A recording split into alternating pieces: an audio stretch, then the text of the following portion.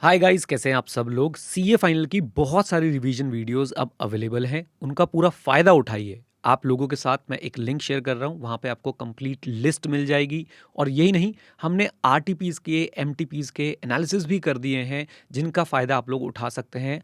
RTP के case studies हैं, आपके एमसीक्यूज़ हैं, एमटीपी के केस स्टडी एमसीक्यूज़ हैं, उनका विद रीज़न, प्रॉपर रीज़न के साथ जो है वो आंसर भी दे दिया। और जहाँ पे आईसीएआई का स्टडी मैट कोट करना था, वो भी हमने कर दिया है। तो आप उनको भी एक्सेस कर सकते हैं और अपने सीए फाइनल ऑडिट की तैयारी बहुत अच्छे से कर सकते हैं आने वाले एग्जाम्स के लिए। बस एक रिक्वेस्ट रहेगी, वीडियो को लाइक जरूर कर दीजिएगा, अपने दोस्तों के साथ शेयर जरूर कर दीजिएगा और सीए इंटर और सीए फाइनल की क्लासेस के लिए edu91.org रेफर कर दीजिएगा।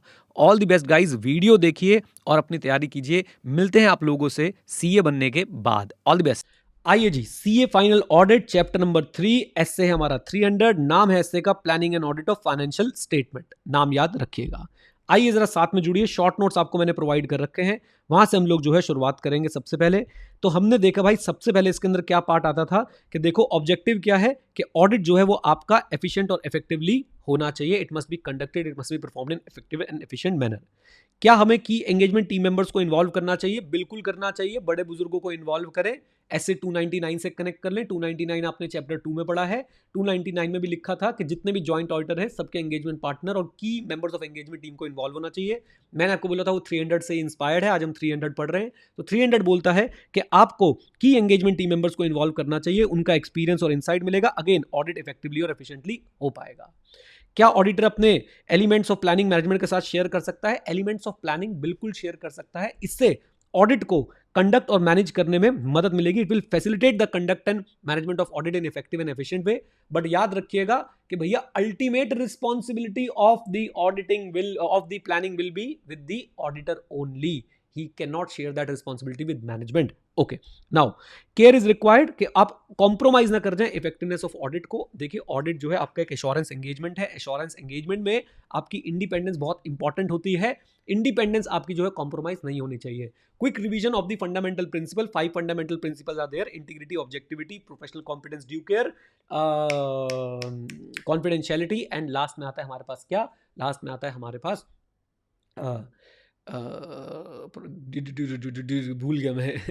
प्रोफेशनल कॉन्फिडेंशियलिटी के बाद क्या आता था? हाँ, प्रोफेशनल बिहेवियर। हाँ ठीक है, याद आ गया, प्रोफेशनल बिहेवियर। ठीक है, अच्छा, मैं एक्चुअली कुछ और सोचने लग गया था, तो मैं 2 मिनट आप लोगों को जाके जल्दी से वो भी रिवाइज करा देता हूँ। प्रोफेशनल बिहेवियर में आता है कि आपने जो है ऐसा कंडक्ट जो है वो अवॉइड करना है जो डिस्क्रेडिट कर दे प्रोफेशन को, और साथ साथ में आपने ऐसे एंगेजमेंट एक्सेप्ट नहीं करने हैं जिससे प्रोफेशन के रुतबे पे आँच आए। और ऐसे ही इंटीग्रिटी पे आता है कि भाई आपने अपने आप को एसोसिएट नहीं करना है ऐसी रिपोर्ट्स के साथ जो मटेरियली फॉल्स हो या मिसलीडिंग हो। और ऑब्जेक्टिविटी में आता है कि आपने अपनी प्रोफेशनल जजमेंट को कॉम्प्रोमाइज नहीं करना है because of any bias, conflict of interest and undue influence. Sir, आपने बातें मैं क्यों बताई? क्योंकि मैं आपके साथ अभी इंडिपेंडेंस पे चर्चा कर रहा था, तो 5 फंडामेंटल प्रिंसिपल्स में से मैंने आपको इंटीग्रिटी, ऑब्जेक्टिविटी और प्रोफेशनल बिहेवियर के बारे में बताया, क्योंकि अब हम इंडिपेंडेंस के बारे में जनरली से जानने जा रहे हैं। ये अभी आपके पास नोट्स नहीं है, ये जब आप प्रोफेशनल एथिक्स पढ़ेंगे तब आ जाएंगे। इंडिपेंडेंस क्या होता है? आपकी ability to form an opinion without being affected by any influence, right? And आप लोगों ने अपना काम करना है। You have to act with integrity, objectivity and professional scepticism. याद रखिए, independence is a condition of mind as well as personal character. और इंडिपेंडेंस के 2 पर्सपेक्टिव होते हैं, एक माइंड वाला, एक अपीयरेंस वाला। माइंड वाला मतलब आपके स्टेट ऑफ माइंड की बात हो रही है, आपको अंदर से इंडिपेंडेंट रहना है। अपीयरेंस मतलब आपको बाहर से भी इंडिपेंडेंट रहना है। रीजनेबली इन्फॉर्म्ड थर्ड पार्टी को ये नहीं लगना चाहिए that you are not acting with integrity, objectivity and professional scepticism. Come on, yes और नो? ओके, ये बात मैंने यहां पे इसलिए पढ़ा दी क्योंकि यहां पे आप लोगों को कनेक्ट करने में हमेशा मदद करती रहेगी। आइए, रिवीजन करते समय भी आपको अच्छा लगेगा। लीजिए, तो आपको अपनी इफेक्टिवनेस कॉम्प्रोमाइज नहीं करनी है, इंडिपेंडेंस कॉम्प्रोमाइज नहीं करना है, प्रोफेशनल हमारे जो बेसिक प्रिंसिपल्स हैं वो हमें फॉलो करने हैं, राइट? आ जाइए, 5 फंडामेंटल प्रिंसिपल है। Now benefits of planning, I hope याद है। अटेंशन, इंपॉर्टेंट एरियाज को। पोटेंशियल, प्रॉब्लम्स को आइडेंटिफाई और रिजॉल्व करना। थर्ड वाला जनरल था, याद है, properly organise and manage the audit. फिर सिलेक्शन, एंगेजमेंट टीम मेंबर का। Direction, supervision and review. Coordination, ऐसे के टर्म्स में बात करो मेरे साथ। कोऑर्डिनेशन 600 620 600 620 याद रहेगा। 600 कंपोनेंट वाले, 620 एक्सपर्ट, ऑडिटर्स एक्सपर्ट। डन, आ जाइए। देन मैं तो बच्चों यहां पे बोलता हूं, क्या 299 भी आ सकता है? क्या 299 भी आ सकता है? बिल्कुल, उनके काम को भी तो कोऑर्डिनेशन करना है, उसकी तो प्लानिंग करके चलेंगे। कम on, yes. Now preliminary engagement activities, मैंने आपको पहले ही बच्चों ये चार्ट आपके दिमाग में बसा रखा है कि प्लानिंग में दो मेजर चीजें हैं, preliminary engagement activity and planning activity. Preliminary engagement activity की अगर बात करूं 220, 220, 210, और प्लानिंग एक्टिविटी की अगर बात करूं तो overall audit strategy and audit plan उसके अंदर आता है। नाउ प्रिलिमिनरी एंगेजमेंट एक्टिविटी में 220 की दो बातें हैं। 220 की पहली बात क्या है कि perform the procedure required regarding continence. याद है, क्लाइंट को एक्सेप्ट करने से पहले या कंटिन्यू करने से पहले, यहां पे स्पेसिफिकली हम लोग कॉन्टिनेंस की बात करते हैं। जरा ध्यान दीजिएगा बिल्कुल माइन्यूट डिटेल पे। SA 300 generally deals with recurring audit. However, it will give you additional consideration to be considered while performing initial audit engagements, which will be studying later on. अभी के लिए बोला गया है कि भाई procedure required for regarding the continence. अब ध्यान सुनिए, प्रोसीजर रिक्वायर्ड रिगार्डिंग कॉन्टिनेंस में आपको क्या मदद मिलेगी? ऑडिटर को पता चल जाएगा मैनेजमेंट इंटीग्रिटी के साथ कोई इशू तो नहीं है जिसके चलते मुझे ये ऑडिट कंटिन्यू नहीं करना चाहिए। Then evaluate compliance with ethical requirement including independence. I hope independence अब आपको क्लियर है, काफी डिटेल में हमने देख लिया। 220 में भी हमने पढ़ा था कि आपको इंडिपेंडेंस की एथिकल रिक्वायरमेंट से कंप्लाई जो है वो करना है। इससे ऑडिटर को हेल्प मिलेगी in maintaining necessary independence and ability to perform the audit engagement. And तीसरा 210 establishing understanding the terms of audit engagement. इससे क्लैरिटी आएगी कि कोई मिसअंडरस्टैंडिंग तो नहीं है क्लाइंट के साथ as to the terms of audit engagement. Done? बोलिए, रिवीजन भी हो गई? यस सर, ये भी रिवाइज हो गया, ये भी रिवाइज हो गया। अब चलते हैं आगे और देखते हैं प्लानिंग एक्टिविटी करते समय किन किन चीजों का इंपैक्ट आता है आपके ऊपर। तो आपको पता है जीरोधा यानी nature and complexity, come on, size and complexity. दूसरा पिछला एक्सपीरियंस, प्रायर एक्सपीरियंस आपका, प्रीवियस ऑडिट एक्सपीरियंस आपका एंटिटी के साथ। और तीसरा चेंज इन सर्कमस्टांसेस। कोविड वाली बात याद है कि भाई पहले हम लोग फिजिकली जाते थे, अब तो ऑनलाइन डेटा मिल जाता है, एटसेट्रा एटसेट्रा। राइट, तो ये तीन चीजें हमने पढ़ ली थी। उसके बाद तुम्हारा फेवरेट टॉपिक शुरू हुआ था, ओवरऑल ऑडिट स्ट्रेटजी क्या होता है? Scope, timing, direction. Come on, scope, timing, direction. Broad है, बेसिस ऑफ ऑडिट प्लान है। ब्रॉड है, बेसिस ऑफ ऑडिट प्लान है। ओके, अच्छा, अब मुझे बताइए इसमें दो क्वेश्चन क्या बनते हैं। पहला क्वेश्चन बनेगा कि भाई बता दो ओवरऑल ऑडिट स्ट्रेटजी स्टैब्लिश करते समय किन फैक्टर्स का ध्यान रखना चाहिए। आई होप सबको याद है, फैक्टर्स का ध्यान रखना चाहिए। CSROETE, PEAOE and NETM of resources. CS is characteristic and scope. ETE is engagement team effort, कहां पे ज्यादा चाहिए होगा। RO is reporting objective. PEA preliminary engagement activity का क्या रिजल्ट आए, अदर एंगेजमेंट में आप जो इन्वॉल्व है वहां से क्या इंफॉर्मेशन आपके पास आई, and NETM of resources that is nature, extent and timing and management of the resources. Right, headings याद है सारी। अच्छा, ICA क्या इसका एग्जाम्पल भी पूछ सकता है आपसे? बिल्कुल पूछ सकता है। तो बेटा आंधियों की आदत है जहां बिजलियां गिराने की, हमारी भी जिद है वहां पे ऑडिट को याद करके जाने की। तो अगर आपसे ICA पूछ ले कि भाई, अरे ये इंटरमीडिएट की फाइल है ऑडिट एविडेंस की, हाँ, अगर ICA पूछ ले कि करेक्टरिस्टिक ऑफ द एंगेजमेंट पर जरा एग्जाम्पल दो, याद है ना CSROETE, तो CS हो गया था करेक्टरिस्टिक एंड स्कोप। बिना देखे बच्चों कॉन्फिडेंस के साथ देखते हैं, मैं भी नहीं देख रहा, आप भी नहीं देख रहे, बोलना शुरू करते हैं। सबसे पहले FRF समझेंगे, इंडस्ट्री समझेंगे, इंडस्ट्री के बाद कवरेज समझेंगे, कवरेज में आता है कंपोनेंट, फिर आता है कंपोनेंट के साथ रिलेशनशिप, फिर आता है कौन सा कंपोनेंट कितना ऑडिट हुआ है। मजा आना चाहिए। 5 पॉइंट हो गए, दोबारा बोल दूं, पहले इंडस्ट्री समझी, FRF समझा, उसके बाद हमने समझा आपका कवरेज में आ गया कितने कंपोनेंट है, कंपोनेंट से याद आया कि भाई कितने कंपोनेंट बाहर वाले ऑडिट कर रहे हैं और कंपोनेंट के साथ रिलेशनशिप कैसा है। 402, 500, 200 रैन दो, याद आ रहा है? 402 सर्विस ऑर्गेनाइजेशन यूज हुई है कि नहीं। ऑडिट एविडेंस जो आपको पहले मिला हुआ था, 200 आपके जो क्लाइंट के पर्सनल है वो उनकी अवेलेबिलिटी कितनी रहने वाली है, वो आपको कितना हेल्प करने वाले हैं, 200 से कनेक्ट कर लो, बेसिक कंडीशन। एंड लास्ट में रैन दो IT। क्या बोलती पब्लिक? कॉन्फिडेंस देखो बच्चों, क्या था वो, कैजुअल तरीके से पढ़ा था हमने इसको, तब भी हमें सारे के सारे पॉइंट्स याद हैं। कोई मेमोरी टेक्निक नहीं, कोई हवाबाजी नहीं, सीधा बच्चों अंडरस्टैंडिंग के पॉइंट ऑफ व्यू से। आ जाओ जी, डन है। यस, ऐसे ही बच्चों CS के साथ RO रिपोर्टिंग ऑब्जेक्टिव्स, ये सारी चीजें मैं आपको रिकॉर्ड करके याद करा के दूंगा, चिंता मत करो, बिल्कुल भी चिंता मत करो। देन उसके बाद हम लोगों ने बात करी भाई कंटेंट ऑफ ऑडिट प्लान पे। नहीं, एक क्वेश्चन रह गया ऑडिट स्ट्रेटजी का, और वो क्वेश्चन क्या था कि ऑडिट स्ट्रेटजी कैसे हेल्प करती है ऑडिटर की, ऑडिट स्ट्रेटजी कैसे हेल्प करती है ऑडिटर की। कम ऑन, बहुत आसान था, कोड बोलो, कोड क्या था? Come on, code, memory code नहीं था, अंडरस्टैंडिंग वाला कोड था। क्या था? NETM ऑफ रिसोर्सेज, मेरे साथ साथ NETM ऑफ रिसोर्सेज। याद आया? NETM ऑफ रिसोर्सेज में क्या आता है public? Nature, extent and timing and management of resources. अब जरा देखिएगा इधर, फोकस।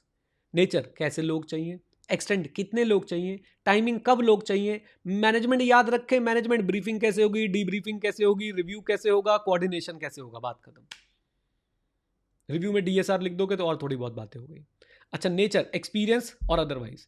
एक्सटेंट, कितने लोग चाहिए। अब कितने लोग चाहिए के एग्जांपल्स क्या थे कि भाई अगर कहीं पे आपकी सब्सटैंशियल इन्वेंट्री रखी है, वहां पे नंबर ऑफ रिसोर्सेज क्या चाहिए होंगे, ज्यादा चाहिए होंगे। एलोकेटेड बजट आवर्स क्या चाहिए होंगे, ज्यादा चाहिए होंगे। Nature, extent, timing. टाइमिंग कब लोग चाहिए, इंटरिम पीरियड या ईयर एंड पे। Okay sir, C S R O ET समझा दो। सी एस तो अच्छे से डिटेल कर लिया, रिपोर्टिंग ऑब्जेक्टिव रिकॉर्डिंग मिलेगी। ईटी में बस इतना बात सुन लो, ईटी में भी check that engagement team efforts जो है ज्यादा कहां पे लगने हैं, राइट। पीए में हमारे पास पीए की रिजल्ट्स क्या निकले, ओई के रिजल्ट्स क्या निकले, वो कंसिडर कर लेते हैं। एनी टीम ऑफ रिसोर्सेज अभी हमने बैठ के यहाँ पे देख ही लिया। बोलो भारत माता की जय। चलो जी, अब चलते हैं आगे और देखने की कोशिश करते हैं हमारे पास कि भाई कंटेंट ऑफ ऑडिट प्लान क्या होता है। ये तो सबको याद होगा पक्का। सुर में बोलो, सुर में। NET of RAP, NET of FAP, O AP. NET of RAP, nature extent and timing of risk assessment procedure 315। NET of FAP, nature extent and timing of further audit procedure 330। And O AP, other audit procedure जो auditor को लगाने to comply with the standards on auditing. Okay, risk assessment होता है पहले और उसके response में हम लोग फिर क्या बनाते हैं, फर्दर ऑडिट प्रोसीजर जो है वो बनाते हैं। बोलो भारत माता की जय। Cover cover cover cover, yes. अभी ये टॉपिक हमने कवर नहीं किया, चिंता ना करें, इसको बाद में देखेंगे। देन इसके बाद रिलेशनशिप कवर्ड है क्या हमारा, यस सर यस। रिलेशनशिप हमने कहां से कवर किया था, ये देखो जरा जल्दी से। Overall audit strategy, scope, timing, direction बताता है। Audit plan, NET of RAP, NET of FAP, O AP बताता है। ऑडिट स्ट्रैटेजी ब्रॉड है, प्लान डिटेल्ड है। स्ट्रैटेजी के बेसिस पे प्लान बनता है, या कह लीजिए प्लान स्ट्रैटेजी के बेसिस बनता है। दोनों क्या सीक्वेंशियल और डिस्क्रीट है, अलग थलग है, एक के बाद एक होता है, नो। एक में बदलाव होगा तो दूसरे में बदलाव आ सकता है क्या, आंसर इज यस। बदलाव से याद आया, अगला क्वेश्चन कौन सा है कि बदलाव आता कब है, कम ऑन। हाँ जी, इवेंट्स की वजह से, कंडीशन की वजह से और एविडेंस की वजह से। इवेंट्स की वजह से, कंडीशन की वजह से और एविडेंस की वजह से। सर एग्जांपल दे दो। हाँ जी, एग्जांपल ले लो मेरे साथ साथ, आ जाओ जरा मेरे साथ जुड़ना जरा। ये लो जी, एग्जांपल दे दो। आपका रोमम आपने रीअसेस किया है, स्ट्रैटेजी प्लान चेंज करो। आपके पास ऐसी इंफॉर्मेशन आई जो सब्सटैंशियली डिफर करती है उस इंफॉर्मेशन से जो आपके पास प्लानिंग के टाइम अवेलेबल थी, स्ट्रैटेजी चेंज करो। कम ऑन, बोल दो हाँ के ना। और सब्सटैंटिव प्रोसीजर के जो एविडेंस है वो टेस्ट ऑफ कंट्रोल के एविडेंस से कॉन्फ्लिक्ट में है, स्ट्रैटेजी चेंज करो। इज दैट क्लियर, बोलिए। अच्छा जी, अब ये सब कर ही लिया तो भाई डॉक्यूमेंटेशन भी बता ही दो। डॉक्यूमेंटेशन किस किस चीज़ की होने वाली है। डॉक्यूमेंटेशन स्ट्रैटेजी की करेंगे, प्लान की करेंगे, चेंज की करेंगे, रीजन की करेंगे। Strategy, plan, change, reason. लेकिन क्या हम लोग यहाँ रुकने वाले नहीं, हम बताएंगे स्ट्रैटेजी किस बात की डॉक्यूमेंटेशन होती है, जो की डिसीजंस लिए आपने ऑडिट को प्रॉपर्ली प्लान करने के लिए, और सिग्निफिकेंट मैटर्स जो आपने कम्युनिकेट किए एंगेजमेंट टीम मेंबर्स को। Come on, done. Audit plan किस चीज के डॉक्यूमेंटेशन होता है, ऑडिट प्लान आपका होता है proper planning of audit procedure की डॉक्यूमेंटेशन होती है। उसे रिव्यू और अप्रूव किया जा सकता है परफॉर्मेंस के बाद भी और परफॉर्मेंस से पहले भी। And most important, significant change में आपको क्या डॉक्यूमेंट करना है, क्यों चेंज किया, फाइनल स्ट्रैटेजी और ऑडिट प्लान क्या था। इससे एक चीज और दिखती है भैया, हम लोग मुस्तैद थे। मुस्तैद समझते हैं, हम लोग अलर्ट थे। हम लोगों ने क्या फॉलो किया है, professional competence and due care. Hello, professional scepticism भी है लेकिन professional competence and due care 5 fundamental principle से कनेक्ट करवाया था आप लोगों को मैंने। Professional competence and due care, carefully, thoroughly and timely. हमने एप्रोप्रिएट रिस्पॉन्स बनाया था to significant changes occurring during the audit. Easy peasy lemon squeezy, yes sir yes sir yes. चलिए, तुम्हारा ये चेंज वाला टॉपिक भी यहाँ पे आके खत्म हो गया था। डॉक्यूमेंटेशन हमने कर लिया था। दैट्स इट, आज के लिए इतना ही। अब हम लोग नेक्स्ट सेशन में, अगर जो आपको उसको रिकॉर्डेड वीडियो मिलेंगी उसके अंदर हम इसको कंप्लीट कर देंगे और फिर हम लोग अपना नया स्टैंडर्ड जो है वो शुरू कर देंगे। बोलो भारत माता की जय जय। आ जाओ जी, आज पूरा का पूरा एक स्टैंडर्ड जो है वो रिवाइज कर देंगे। कौन सा स्टैंडर्ड हम लोग रिवाइज करने वाले हैं, एसए 600। बहुत ही आसान स्टैंडर्ड है। शुरुआत में जो बातें बताई गई हैं उन पे एज सच रटने की कोई ज़रूरत नहीं है, बेसिक अंडरस्टैंडिंग रखिए अपने पास, बहुत है। जैसे कि सबसे पहले आपने क्या ध्यान रखना है कि भाई ऑडिटर जो है किसी के ऊपर रिलाय कर सकता है, हाँ, लेकिन अल्टीमेटली अपने ओपिनियन के लिए वो ही रिस्पॉन्सिबल रहने वाला है। राइट, इज दैट क्लियर, बोलो हाँ के ना। और किसी पे आंख बंद करके रिलाय नहीं करना है। आपने एडिक्वेट स्किल और एक्सरसाइज को जो है वो, आपने एडिक्वेट स्किल और केयर को एक्सरसाइज करना है। अभी हम देखेंगे यहाँ पे एडिक्वेसी का क्या मतलब है। और साथ साथ में, if you have any reason to believe that you should not have relied, then you should not rely. हमारा यहाँ पे जो प्रिंसिपल इन्वॉल्व हो जाता है वो हो जाता है इंटीग्रिटी वाला, कि अगर आपको पता है कोई चीज़ फॉल्स है, मिसलीडिंग है, कोई गलत है, तो आपको उसके साथ जो है अपने आप को अटैच नहीं करना चाहिए। इज दैट क्लियर, बोलिए हाँ के ना। कम ऑन, आ जाओ। आ जाओ। देन इसके बाद हम लोग एक काम और करेंगे, और वो क्या कि भाई ये ऐसे एप्लीकेबल है, हमने ये भी समझना है, ये ऐसे तब एप्लीकेबल है जहां पे एक ऑडिटर जो है रिपोर्ट कर रहा है financial information of an entity के ऊपर, और वो अनदर ऑडिटर का काम यूज करने वाला है जो अनदर ऑडिटर ने किया है on the component of that particular entity, on the component of that particular entity. Okay, तो इसका आप डायग्राम यहां से समझ लीजिए, यहां से ज्यादा अच्छे से समझ आएगा। आप हैं principal auditor, you are going to give opinion on the financial information of an entity, and this financial information includes financial information on which work has been done by other auditor, and that financial information belongs to the component of the entity. Okay, ये ऐसे कब applicable नहीं होगा? जब दो या दो से ज्यादा ऑडिटर एक सेट ऑफ फाइनेंशियल स्टेटमेंट पे ओपिनियन दे रहे हैं, वहां पे 299 एप्लीकेबल होगा। दूसरा, जब प्रिंसिपल ऑडिटर ये जजमेंट ले ले कि भाई साहब हमारा ये जो कंपोनेंट है वो मटेरियल नहीं है। याद रखिएगा, इस बात की डॉक्यूमेंटेशन भी करनी है कि भाई ये कंपोनेंट मटेरियल नहीं है, तो आपका उसका लॉजिक क्लियर होना चाहिए कि क्या लॉजिक है, ओके, कि क्यों मटेरियल नहीं है। आकाश अभी बात करूंगा भाई। देन डेफिनेशन में कुछ खास है नहीं, बेसिक डेफिनेशन आप लोग यहां से पढ़ सकते हैं, जो ग्रीन में मैंने लिखा हुआ है, इसी से काम हो जाएगा। प्रिंसिपल ऑडिटर कौन है? जिसकी रिस्पॉन्सिबिलिटी है to report on financial information of the entity, जब फाइनेंशियल इंफॉर्मेशन में financial information of component included हो। फिर से, जिसकी रिस्पॉन्सिबिलिटी है to report on financial information of the entity when this financial information includes financial information जिस पे किसने काम किया है, फाइनेंशियल इंफॉर्मेशन किसकी? कंपोनेंट की। अच्छा जी, कंपोनेंट का ऑडिटर कौन है? अदर ऑडिटर को हम लोग क्या बोलते हैं? रिस्पॉन्सिबिलिटी, इसकी रिस्पॉन्सिबिलिटी क्या है? To report on financial information of the component which is included in the financial information audited by PA. बहुत बार FIN से कंफ्यूज मत होइएगा, सुनिए। अदर ऑडिटर कौन है? जिसने फाइनेंशियल इंफॉर्मेशन पे रिपोर्ट किया है और वो फाइनेंशियल इंफॉर्मेशन इंक्लूड होनी है इन the financial information of the entity जिसका ऑडिट करने वाला है पीए। तो आपने इन्हीं 4-5 चीजों से सारी डेफिनेशन बना देनी है। प्लेन इंग्लिश में भी लिख के आएंगे चलेगा, डेफिनेशन आपसे कोई पूछेगा नहीं, घबराइए मत। ओके, बेसिक अंडरस्टैंडिंग है ना कि प्रिंसिपल ऑडिटर कौन है?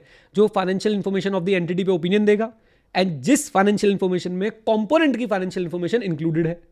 ओके, कंपोनेंट का ऑडिटर कौन है या अदर ऑडिटर कौन है? जो कंपोनेंट की फाइनेंशियल इंफॉर्मेशन पे ओपिनियन देगा, जो इंक्लूड होगी फाइनेंशियल इंफॉर्मेशन ऑफ दी, लिख दो चैट में, ऑफ दी, कम ऑन, सुन रहे हो तो लिख दो, अटेंटिव हो तो जल्दी से, very good, of the entity. बहुत ही बढ़िया, बहुत ही बढ़िया, आ जाओ। नाउ अब आता है एक इंपॉर्टेंट टास्क। आप एज अ प्रिंसिपल ऑडिटर काम एक्सेप्ट करने वाले हैं, आपको 4 बातें कंसिडर कर लेनी चाहिए, वेरी इंपॉर्टेंट। इसके शायद हमने शॉर्ट नोट्स भी बना लिए थे। नंबर वन, आप क्या चेक करेंगे? Materiality of the portion of the financial information to be audited by principal auditor. आप चेक करोगे भाई जो मुझे फाइनेंशियल इंफॉर्मेशन का पोर्शन दिया जा रहा है वो कितना मटीरियल है।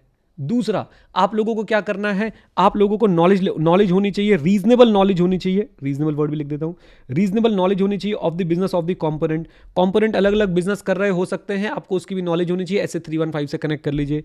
तीसरा, आपको अंडरस्टैंडिंग ऑब्टेन करनी है about the रोमम in the financial information of the component, कौन से कंपोनेंट की फाइनेंशियल इंफॉर्मेशन में रोमम जो है ज्यादा या कम हो सकता है। और चौथा, आपको ऐसे 600 के प्रोसीजर जो है वो लगाने हैं। मेन पार्ट हमारा यही है स्टैंडर्ड का।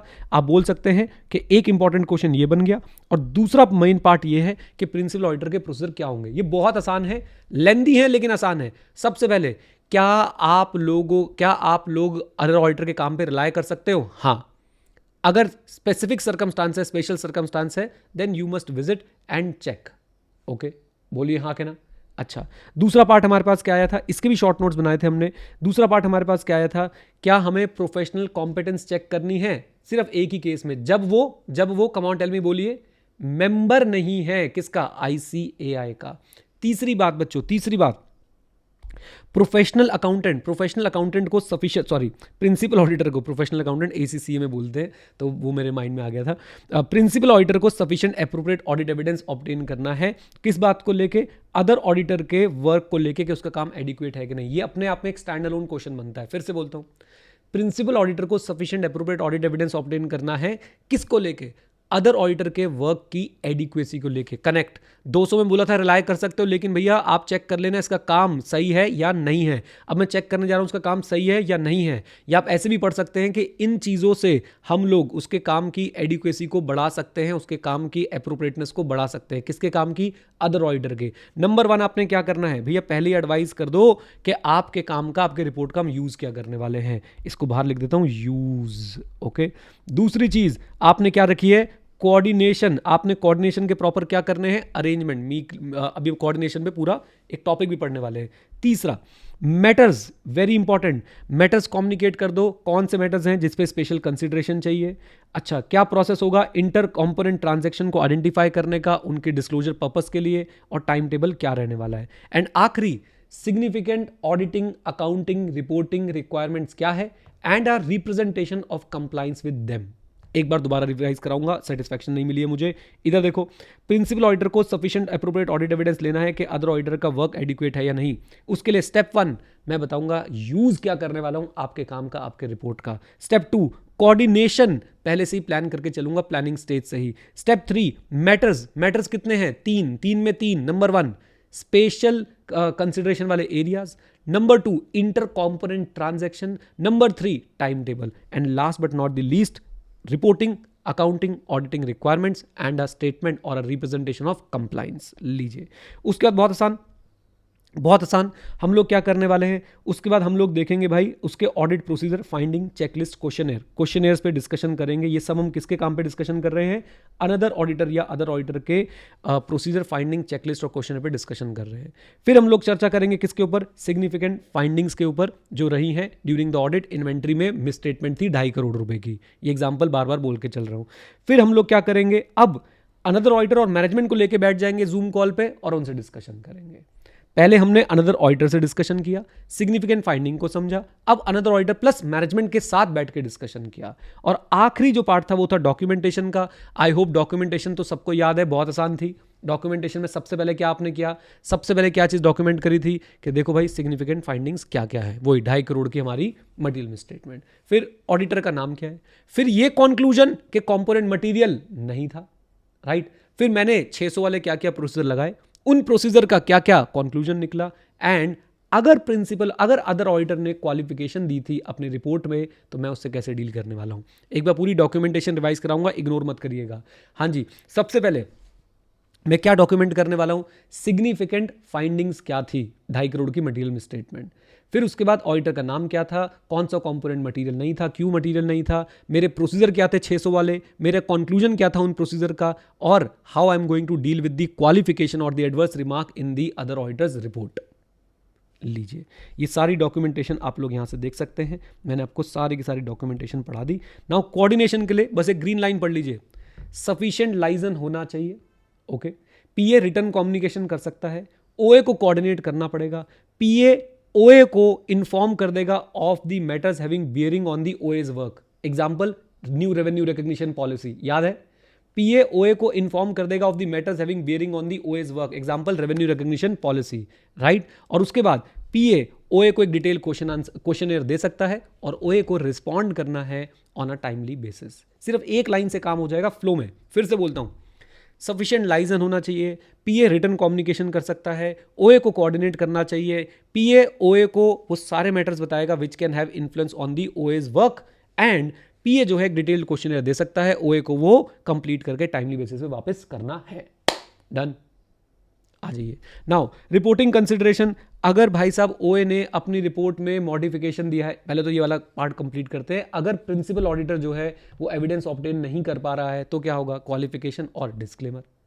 और अगर हमारे अदर ऑडिटर ने जो है वो मॉडिफाइड रिपोर्ट इशू करी है तो क्या मेरे ऊपर कंपल्शन है कि मैं मॉडिफाई करूं, come on, answer is no, मेरे ऊपर कंपल्शन नहीं है।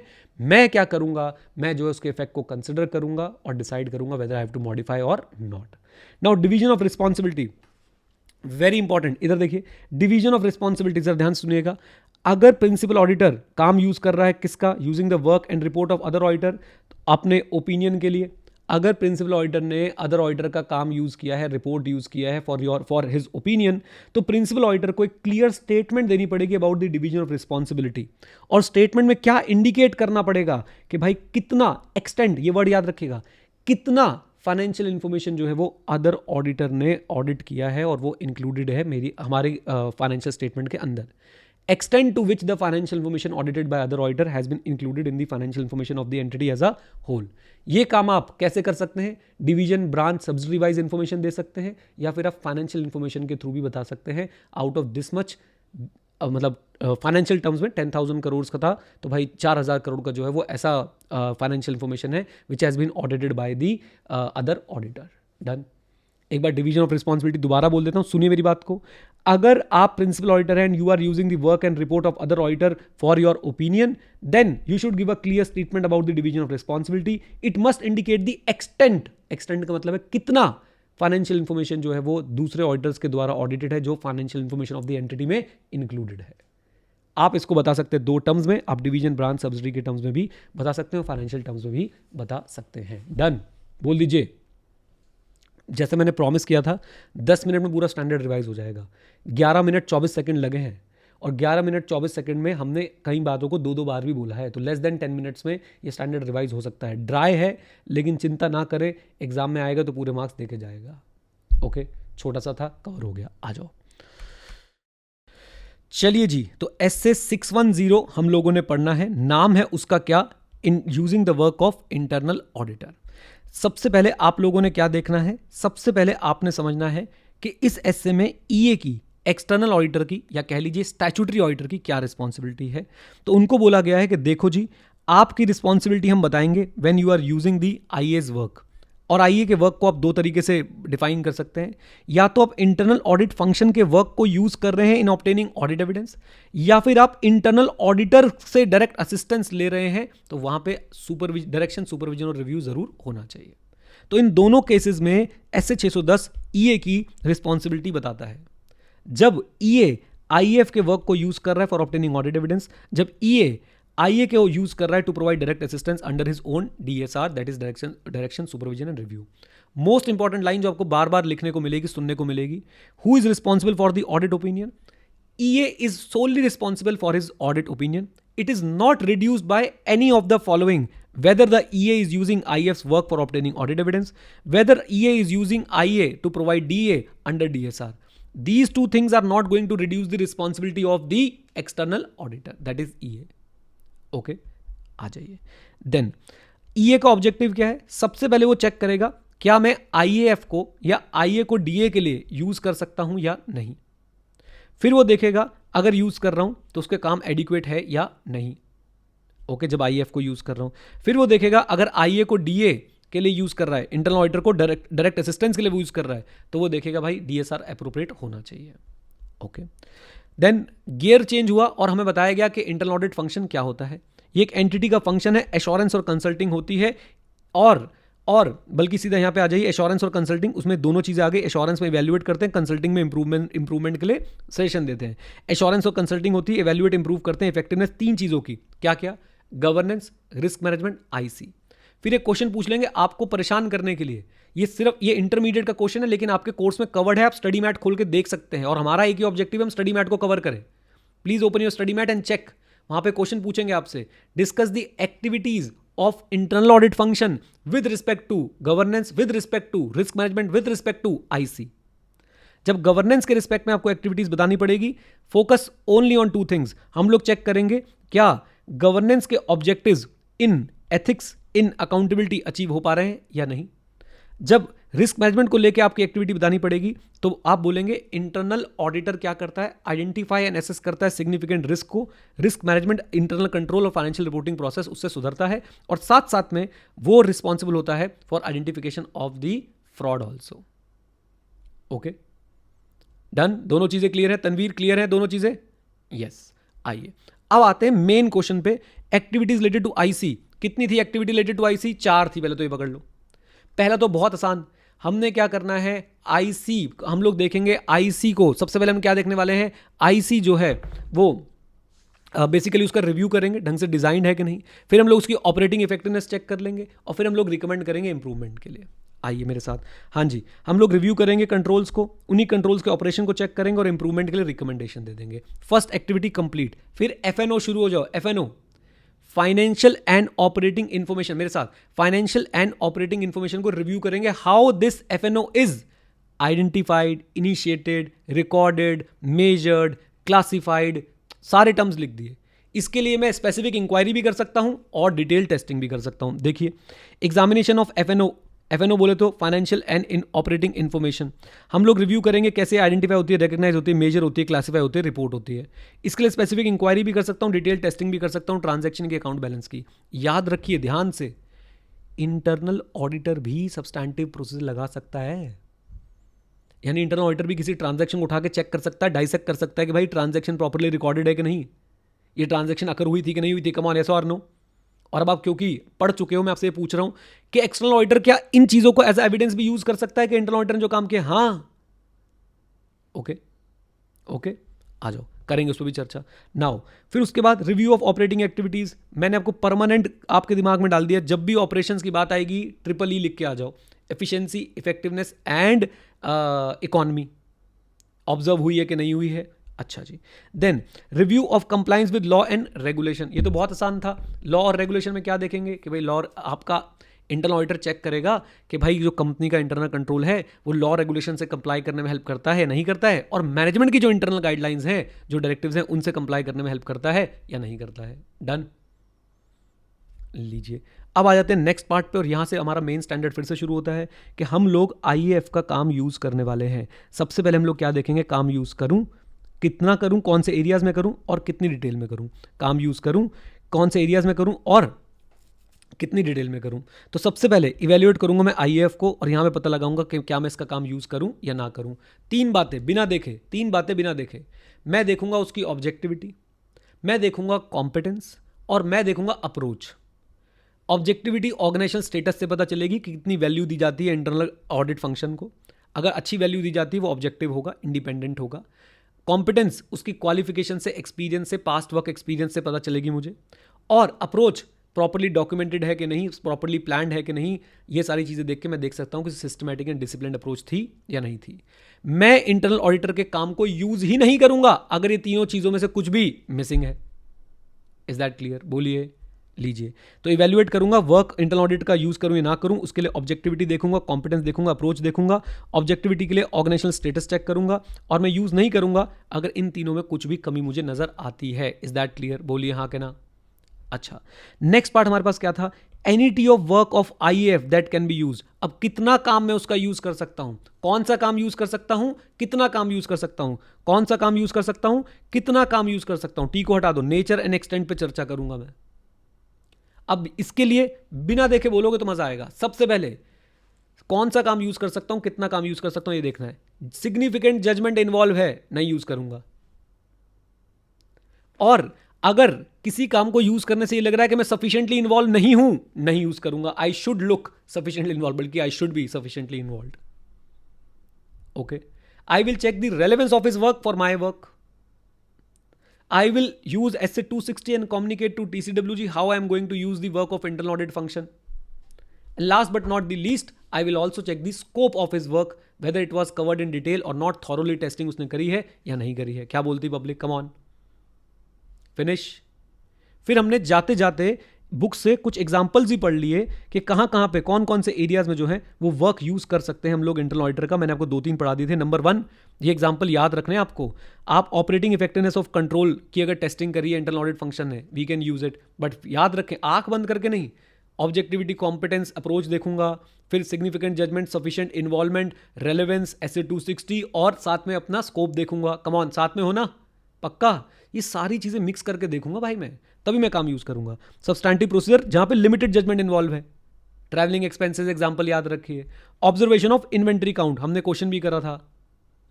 ओके, बोल दीजिए. तो ये वो कुछ एग्जांपल्स हैं. ये हमारे कार्यक्रम जो है वो यहाँ पे आके कंप्लीट हो जाते हैं. हम नेक्स्ट सेशन में यहाँ से शुरू करेंगे ऐसे सर्कमस्टांसेस जहाँ पे एक्सटर्नल ऑडिटर प्लान कर सकता है कि भाई कम कम काम यूज़ करूँ मैं इंटरनल ऑडिट फंक्शन को. और वो आपको पता है, सच बताऊँ तो आपको पता है. बताओ, जहाँ पे ज़्यादा जजमेंट इन्वॉल्व है काम कम यूज़ करूँगा. जहाँ पे ज़्यादा रोमम इन्वॉल्व है, कम, जहाँ पे ज़्यादा रोमम इन्वॉल्व है काम कम यूज़ करूँगा. Getting a point? इन्वेंट्री बहुत ज़्यादा सब्सटैंशियल पोर्शन कवर करती है बैलेंस शीट का, रोमम ज़्यादा है, राइट. इन्वेंट्री की वैल्यूएशन में इन्वेंट्री के ऑब्सलीट को, इन्वेंट्री ऑब्सलीट हुई है कि नहीं, जजमेंट ज़्यादा है, काम जल्दी बोल दो, कम यूज़ करूँगा. ऑर्गेनाइजेशनल स्टेटस उसका बेकार है, काम कम यूज करूंगा। कॉम्पिटेंस में कमी है, काम कम यूज करूंगा। लो ये टॉपिक भी यहीं से कवर कर लो। Circumstances in which external auditor shall plan to use the less of the work of the internal audit function. अभी के भी कवर कर लो बेटा इसको। देखो, more judgement is involve, more judgement is involve, काम कम यूज करूंगा। Higher the risk of middle statement, काम कम ऑन टेल मी, कम यूज करूंगा। अच्छा, less internal audit function, less the internal audit function organisational status, जितना कम उसको status मिल रहा है, यानी कि जितना कम ऑब्जेक्टिव है, काम कम यूज करूंगा। कॉम्पिटेंस में कमी है, काम कम यूज करूंगा। डन, बोल दीजिए पक्का, लीजिए। तो ये टॉपिक मैं मान रहा हूं हम लोग कवर कर रहे हैं, यहीं से हो जाएगा ना। आसान था ये, तो पुराने वाले टॉपिक्स का ही नेगेटिव था बस। लीजिए, तो हम अगर अपने टॉपिक्स में देखें तो हमने इवेल्युएट कर लिया, हमने चेक कर लिया कि भाई कौन सा काम यूज़ करना है, कितना काम यूज़ करना है। अब हम स्टार्ट करेंगे यहाँ से कि कैसे उसका काम यूज़ करना है। जब हमने डिसाइड कर लिया, ओके ऑब्जेक्टिविटी सही है इसकी, कॉम्पिटेंस सही है इसका, और साथ साथ में ऑर्गेनाइजेशन स्टेटस चेक हो गया, अप्रोच चेक हो गई है, ये सारे के सारे फैक्टर्स हमने कंसिडर कर लिए, सफिशिएंटली इन्वॉल्व रहूंगा, एवरीथिंग, रोमम कम है। अब मैं जब उसका काम यूज़ करने जा रहा हूँ तो क्या होगा, वो हम यहाँ से कवर करना शुरू करेंगे। और उसके बाद मैं अभी ये आपको क्यों बता रहा हूं इसमें, क्योंकि फ्लो बन जाएगा। उसके बाद हम लोग क्या देखेंगे, जब हम आईए से डीए ले रहे हैं अंडर दी डीएसआर, वो वाला टॉपिक शुरू हो जाएगा। दो ही तो टॉपिक थे, आईएएफ के काम को यूज करना ऑडिट एविडेंस के लिए, आईए से डीए लेना, कम ऑन, आईए से डीए लेना किसके लिए, आईए से डीए लेना किसके लिए, कम ऑन टेल मी, आईए से डीए लेना अंडर व्हाट, डीएसआर। तो ये आईए से डीए डीएसआर वाला टॉपिक हमारा कंप्लीट होगा और हमारा स्टैंडर्ड भी फिनिश यहां पे हो जाएगा। ओके, बोलिए, चलो जी आ जाओ। चलिए जी, आज की कक्षा को रिवाइज करते हैं। बहुत ही प्यारी कक्षा में आज हमने एसए 610 का अगला पार्ट कवर किया। एसए 610 के दो पार्ट हैं। पार्ट नंबर 1, एवरीवन, सबसे पहले आईएएफ को यूज करना, आईएएफ के काम को यूज करना फॉर ऑडिट एविडेंस। उसके अंदर 3 पार्ट हैं। वो 3 पार्ट कौन कौन से थे, आओ जरा एक बार नजर मार लेते हैं। सबसे पहले हम लोग क्या करते हैं, आईएएफ को इवेल्युएट करते हैं, फिर हम डिसाइड करते हैं कौन सा और कितना काम यूज करना है, और फिर हम यूज करते हैं। तो ये दोनों पार्ट हमारे ऑलरेडी कवर्ड हैं, इवेल्युएट करना और कौन सा और कितना काम यूज करना। आज हम लोग पढ़ेंगे कि आईएएफ के काम को हमने यूज करने का जब फैसला कर लिया तो क्या क्या करूंगा।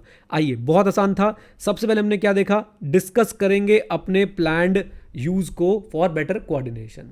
दूसरा, हम लोग उनसे क्या मांग लेंगे, रिपोर्ट्स मांग लेंगे।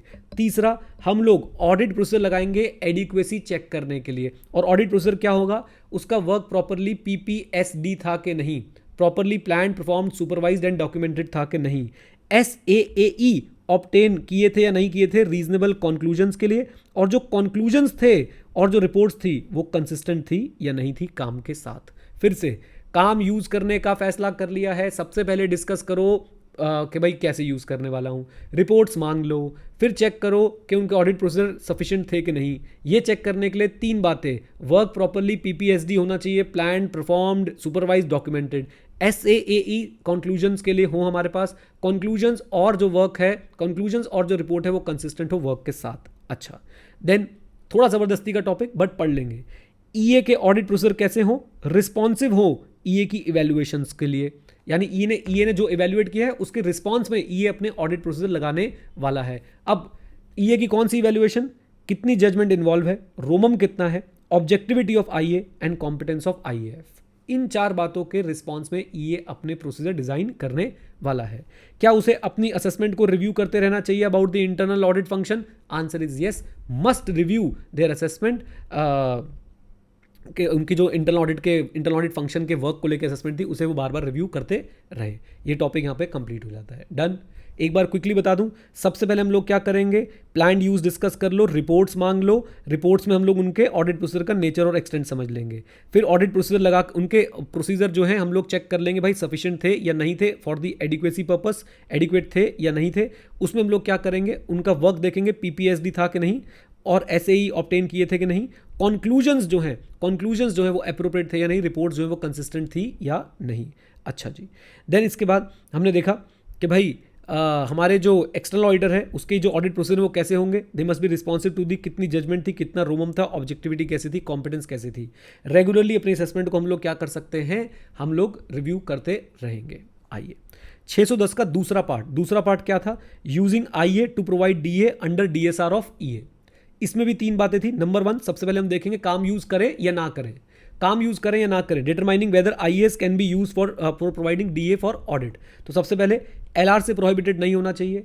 थ्रेट्स टू ऑब्जेक्टिविटी को इवैल्यूएट करेंगे, कॉम्पिटेंस को इवैल्यूएट करेंगे। अगर ऑब्जेक्टिविटी पे थ्रेट है या कॉम्पिटेंस में प्रॉब्लम है, हम लोग उसका काम यूज नहीं करेंगे। वन, देन अगला क्वेश्चन ये बनता है छुपा रुस्तम, कि भाई आपकी ऑब्जेक्टिविटी पे थ्रेट है, इसमें कौन से फैक्टर्स आपको ध्यान में रखने हैं। तो ऑब्जेक्टिविटी की थ्रेट को लेकर आपको 4 फैक्टर्स ध्यान में रखने हैं। आईएएफ का status, family and personal relationship, close association with the department जिसका काम कर रहे हैं आप, एंड फाइनली हम लोग देखेंगे फाइनेंशियल इंटरेस्ट तो नहीं है। फिर से आईएएफ का status, family relationship, close association and financial interest, ये वो फैक्टर्स हैं जो आपको हेल्प करने में मदद करेंगे, कि भाई आपको जानने में मदद करेंगे कि ऑब्जेक्टिविटी, कम ऑन, ऑब्जेक्टिविटी जो है वो उस पर थ्रेट तो नहीं है। आइए then let's talk about nature and extent. अब कौन सा काम यूज करना है, कितना काम यूज करना है।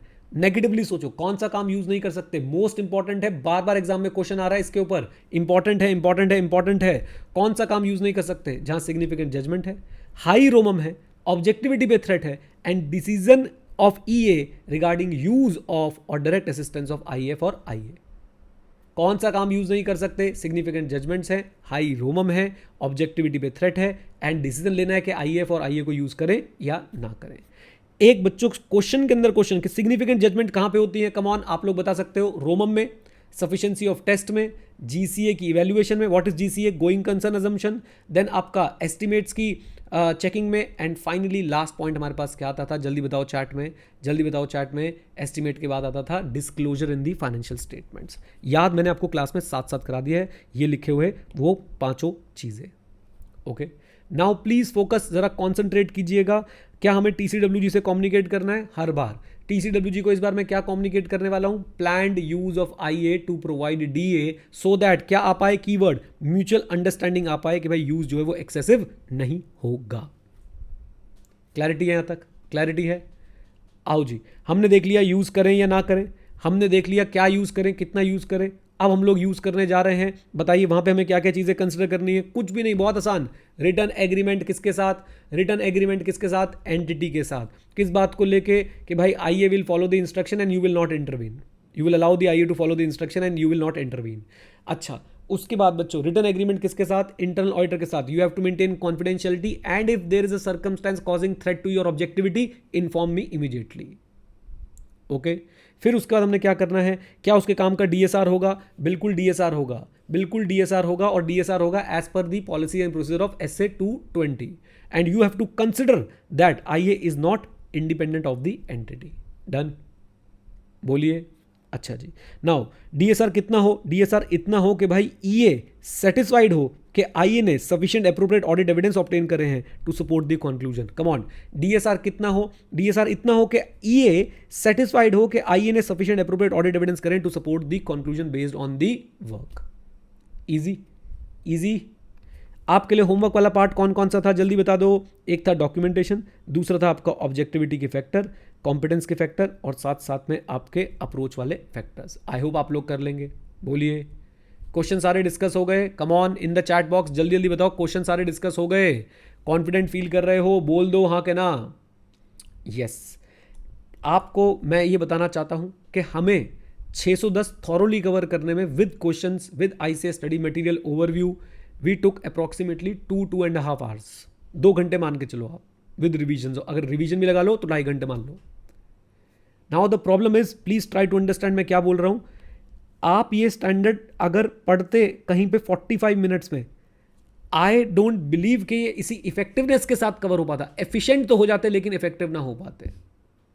कितनी बार तो हमने क्लास में ही रिवाइज किया है पूरा का पूरा फ्लो माइंड में बिठाने के लिए। तो प्लीज आप लोग समय दीजिए, समय देंगे किसी भी चीज को, आप उसमें परफेक्ट बनेंगे। आप समय चुराएंगे किसी भी चीज से तो भाई आप लोग फिर सिर्फ और सिर्फ डिपेंडेंट होके जाएंगे कि भाई अगर जो मुझे आ गया, जो मैं बिल्कुल डॉट डॉट पढ़ के जा रहा हूं तो ही लिख पाऊंगा। तो ये मेरी आप सब से हम्बल रिक्वेस्ट है कि समय दीजिए, इन चक्रों में मत पड़िए कि भाई एक स्टैंडर्ड 40 मिनट्स में कंप्लीट होना चाहिए, 30 मिनट्स में कंप्लीट होना चाहिए। एक स्टैंडर्ड कवर होना चाहिए अच्छे से। डन, चलो जी, all the best, bye bye, God bless you, take care, खूब मेहनत करें, खूब आगे बढ़े। लीजिए, सो लेट्स स्टार्ट आज हम लोग रिवाइज करने वाले हैं क्या? आज हम लोग रिवाइज करने वाले हैं एसए 620।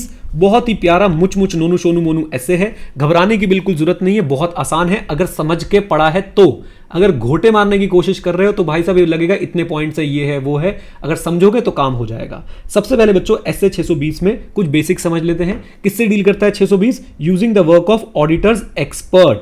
ऑडिटर एक्सपर्ट ऑडिटर ने हायर किया है, याद रखिए मैनेजमेंट ने हायर नहीं किया है।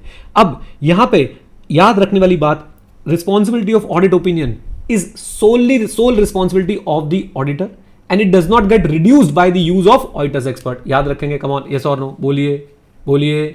अच्छा, देन इसके बाद नेक्स्ट पॉइंट जरा देखिए, not applicable in case of use of the work of management expert, क्योंकि यहां पे कौन सा स्टैंडर्ड एप्लीकेबल होता है? एसए 500। एसए 500, चलो क्विकली रिवाइज करा दो। Management expert 500, internal auditor, come on, internal auditor 610, another auditor, come on 600।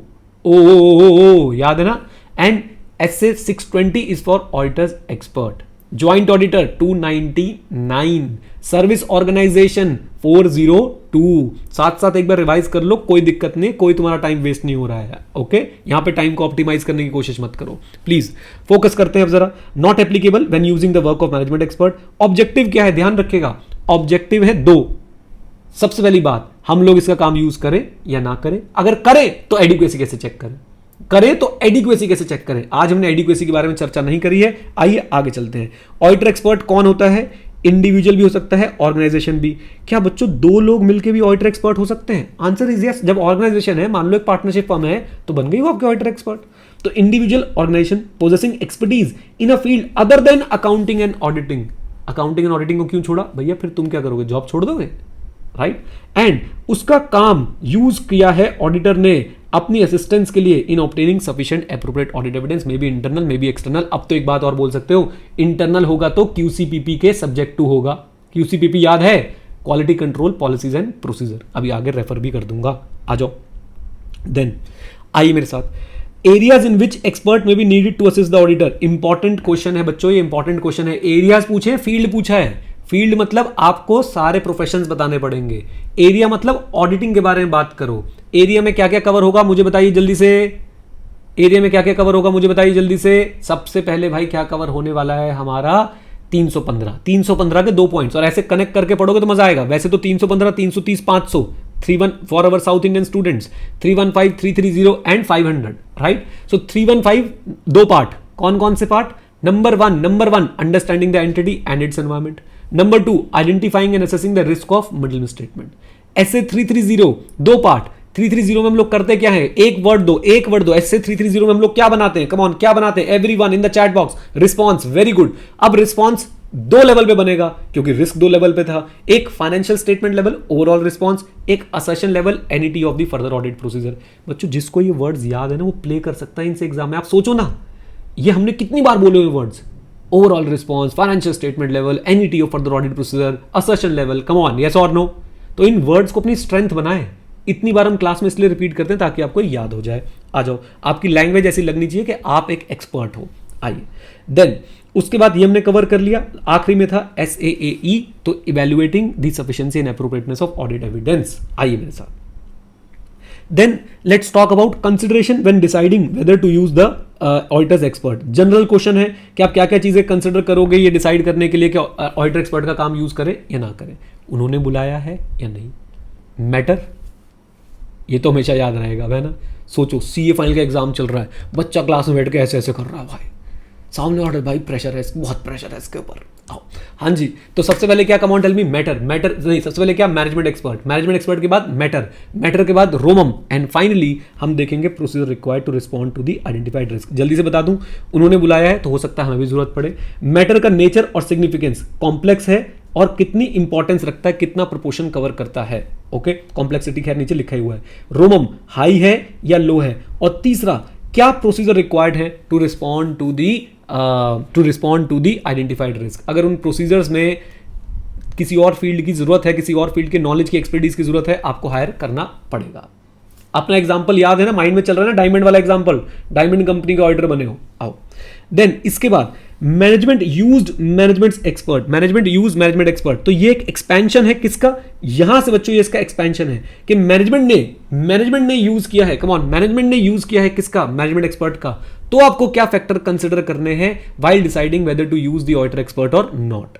Okay, हमने इसमें क्या क्या फैक्टर पढ़े थे, सबसे पहले NSO, मेरे साथ साथ जुड़िएगा। सबसे पहले हमने क्या देखा था, NSO, भाई साहब हमारे जो कंपनी का जेमोलॉजिस्ट था, जो कंपनी का वैल्यूअर था, उसने एक्चुअली में काम क्या किया है, उसके काम की कवरेज क्या है, उसके काम की डिटेलिंग क्या है, थॉरोनेस क्या है, इस पे डिसाइड होता है। देन वो कंपनी का है या नहीं, मैनेजमेंट उसे कंट्रोल कर पाती है या नहीं, जो जीजा जी बोलेंगे वो ही मैं करूंगा, ऐसा तो नहीं है।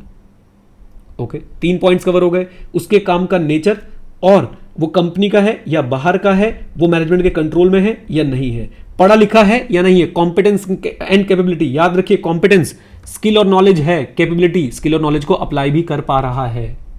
Then standards, whether he is subject to any standards और नॉट, आप लोग बताएंगे when he subject to standard, come on आप लोग बताएंगे when he subject to standard, मुझे बताओ कॉन्फिडेंस ज्यादा आएगा कि कम आएगा, कम ऑन एवरीवन जल्दी बोलो, when he subject to standard, तो उस केस में कॉन्फिडेंस जो है वो कैसा आने वाला है, ज्यादा आने वाला है। ओके ओके, आ जाइए मेरे साथ। Then controls within the entity, याद आनी चाहिए कुछ बात लेकिन लिखना नहीं है, क्या याद आना चाहिए, क्या याद आना चाहिए हमें, control within the entity, सब आप पता सब क्या बोल रहे, QCPP, 2-3 लोगों ने बोले QCPP, ये वो वाले कंट्रोल नहीं है, ये फर्म वाले कंट्रोल नहीं है, 402 वाले कंट्रोल हैं, कॉम्प्लीमेंट्री यूजर एंटिटी कंट्रोल। तो control within the entity अगर हैं, control within the entity अगर हैं, रितिका अंकल को हाय बोल दो मेरी तरफ से, हाँ जी, control within the entity अगर है तो याद रखे बच्चों, उस केस में हम लोगों का कॉन्फिडेंस ज्यादा होगा मैनेजमेंट एक्सपर्ट के काम पे। डन, लेकिन इसमें लिख के मत आ जाना कॉम्प्लीमेंट्री यूजर एंटिटी कंट्रोल, वो 402 का कॉन्सेप्ट है, रिलेट कर गए कि नहीं, रिलेट कर गए कि नहीं, ओके चलिए आ जाओ जी। देन चलते हैं हमारे 2 जबरदस्ती के क्वेश्चन पे, एक ही क्वेश्चन था उसमें से 2 क्वेश्चन कैसे बनाए ICI ने, हमसे पूछा जाएगा, जरा फोकस कीजिए, हमसे पूछा जाएगा 620 के प्रोसीजर का NET क्या हो, ये कौन से फैक्टर पर डिपेंड करता है। मैंने आपको आसान करके क्या बताया, 620 के प्रोसीजर की डिटेलिंग क्या होगी, ये कौन से फैक्टर पर डिपेंड करता है। तो मैंने बोला कोई बात नहीं भाई, बहुत आसान है ये तो, सबसे पहले किसको पकड़ लो, मैटर को पकड़ लो, मैटर की कॉम्प्लेक्सिटी, मैटर की सिग्निफिकेंस, ये कीवर्ड्स हैं, सिग्निफिकेंस, कॉम्प्लेक्सिटी, नेचर। ओके, दूसरा हट बच्चा, रोमम बेटा रोमम, हाँ जी, दूसरा क्या जल्दी बताओ बेटा, रोमम, रिस्क ऑफ मटेरियल मिसस्टेटमेंट। फिर उनका काम कितना इंपॉर्टेंस रखता है हमारे लिए, उनका काम कितना इंपॉर्टेंस रखता है हमारे लिए, यानी significance of the experts work. अगर भाई वो वैल्यूएशन पे इंपैक्ट डालता है और वैल्यूएशन एक बहुत इंपॉर्टेंट असर्शन है तो बहुत जरूरी है।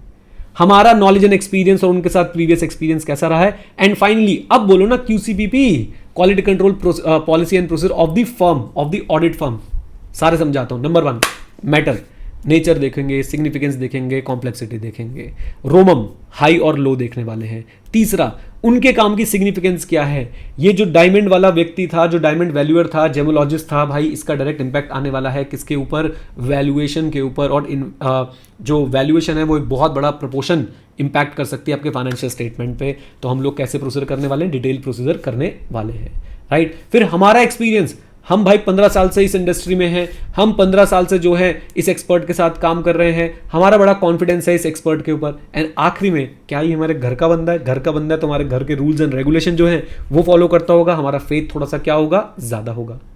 अगर एक्सटर्नल है QCPP नहीं है तो भाई साहब हम लोग थोड़ा सा डिटेल में करेंगे 620 वाले प्रोसीजर्स।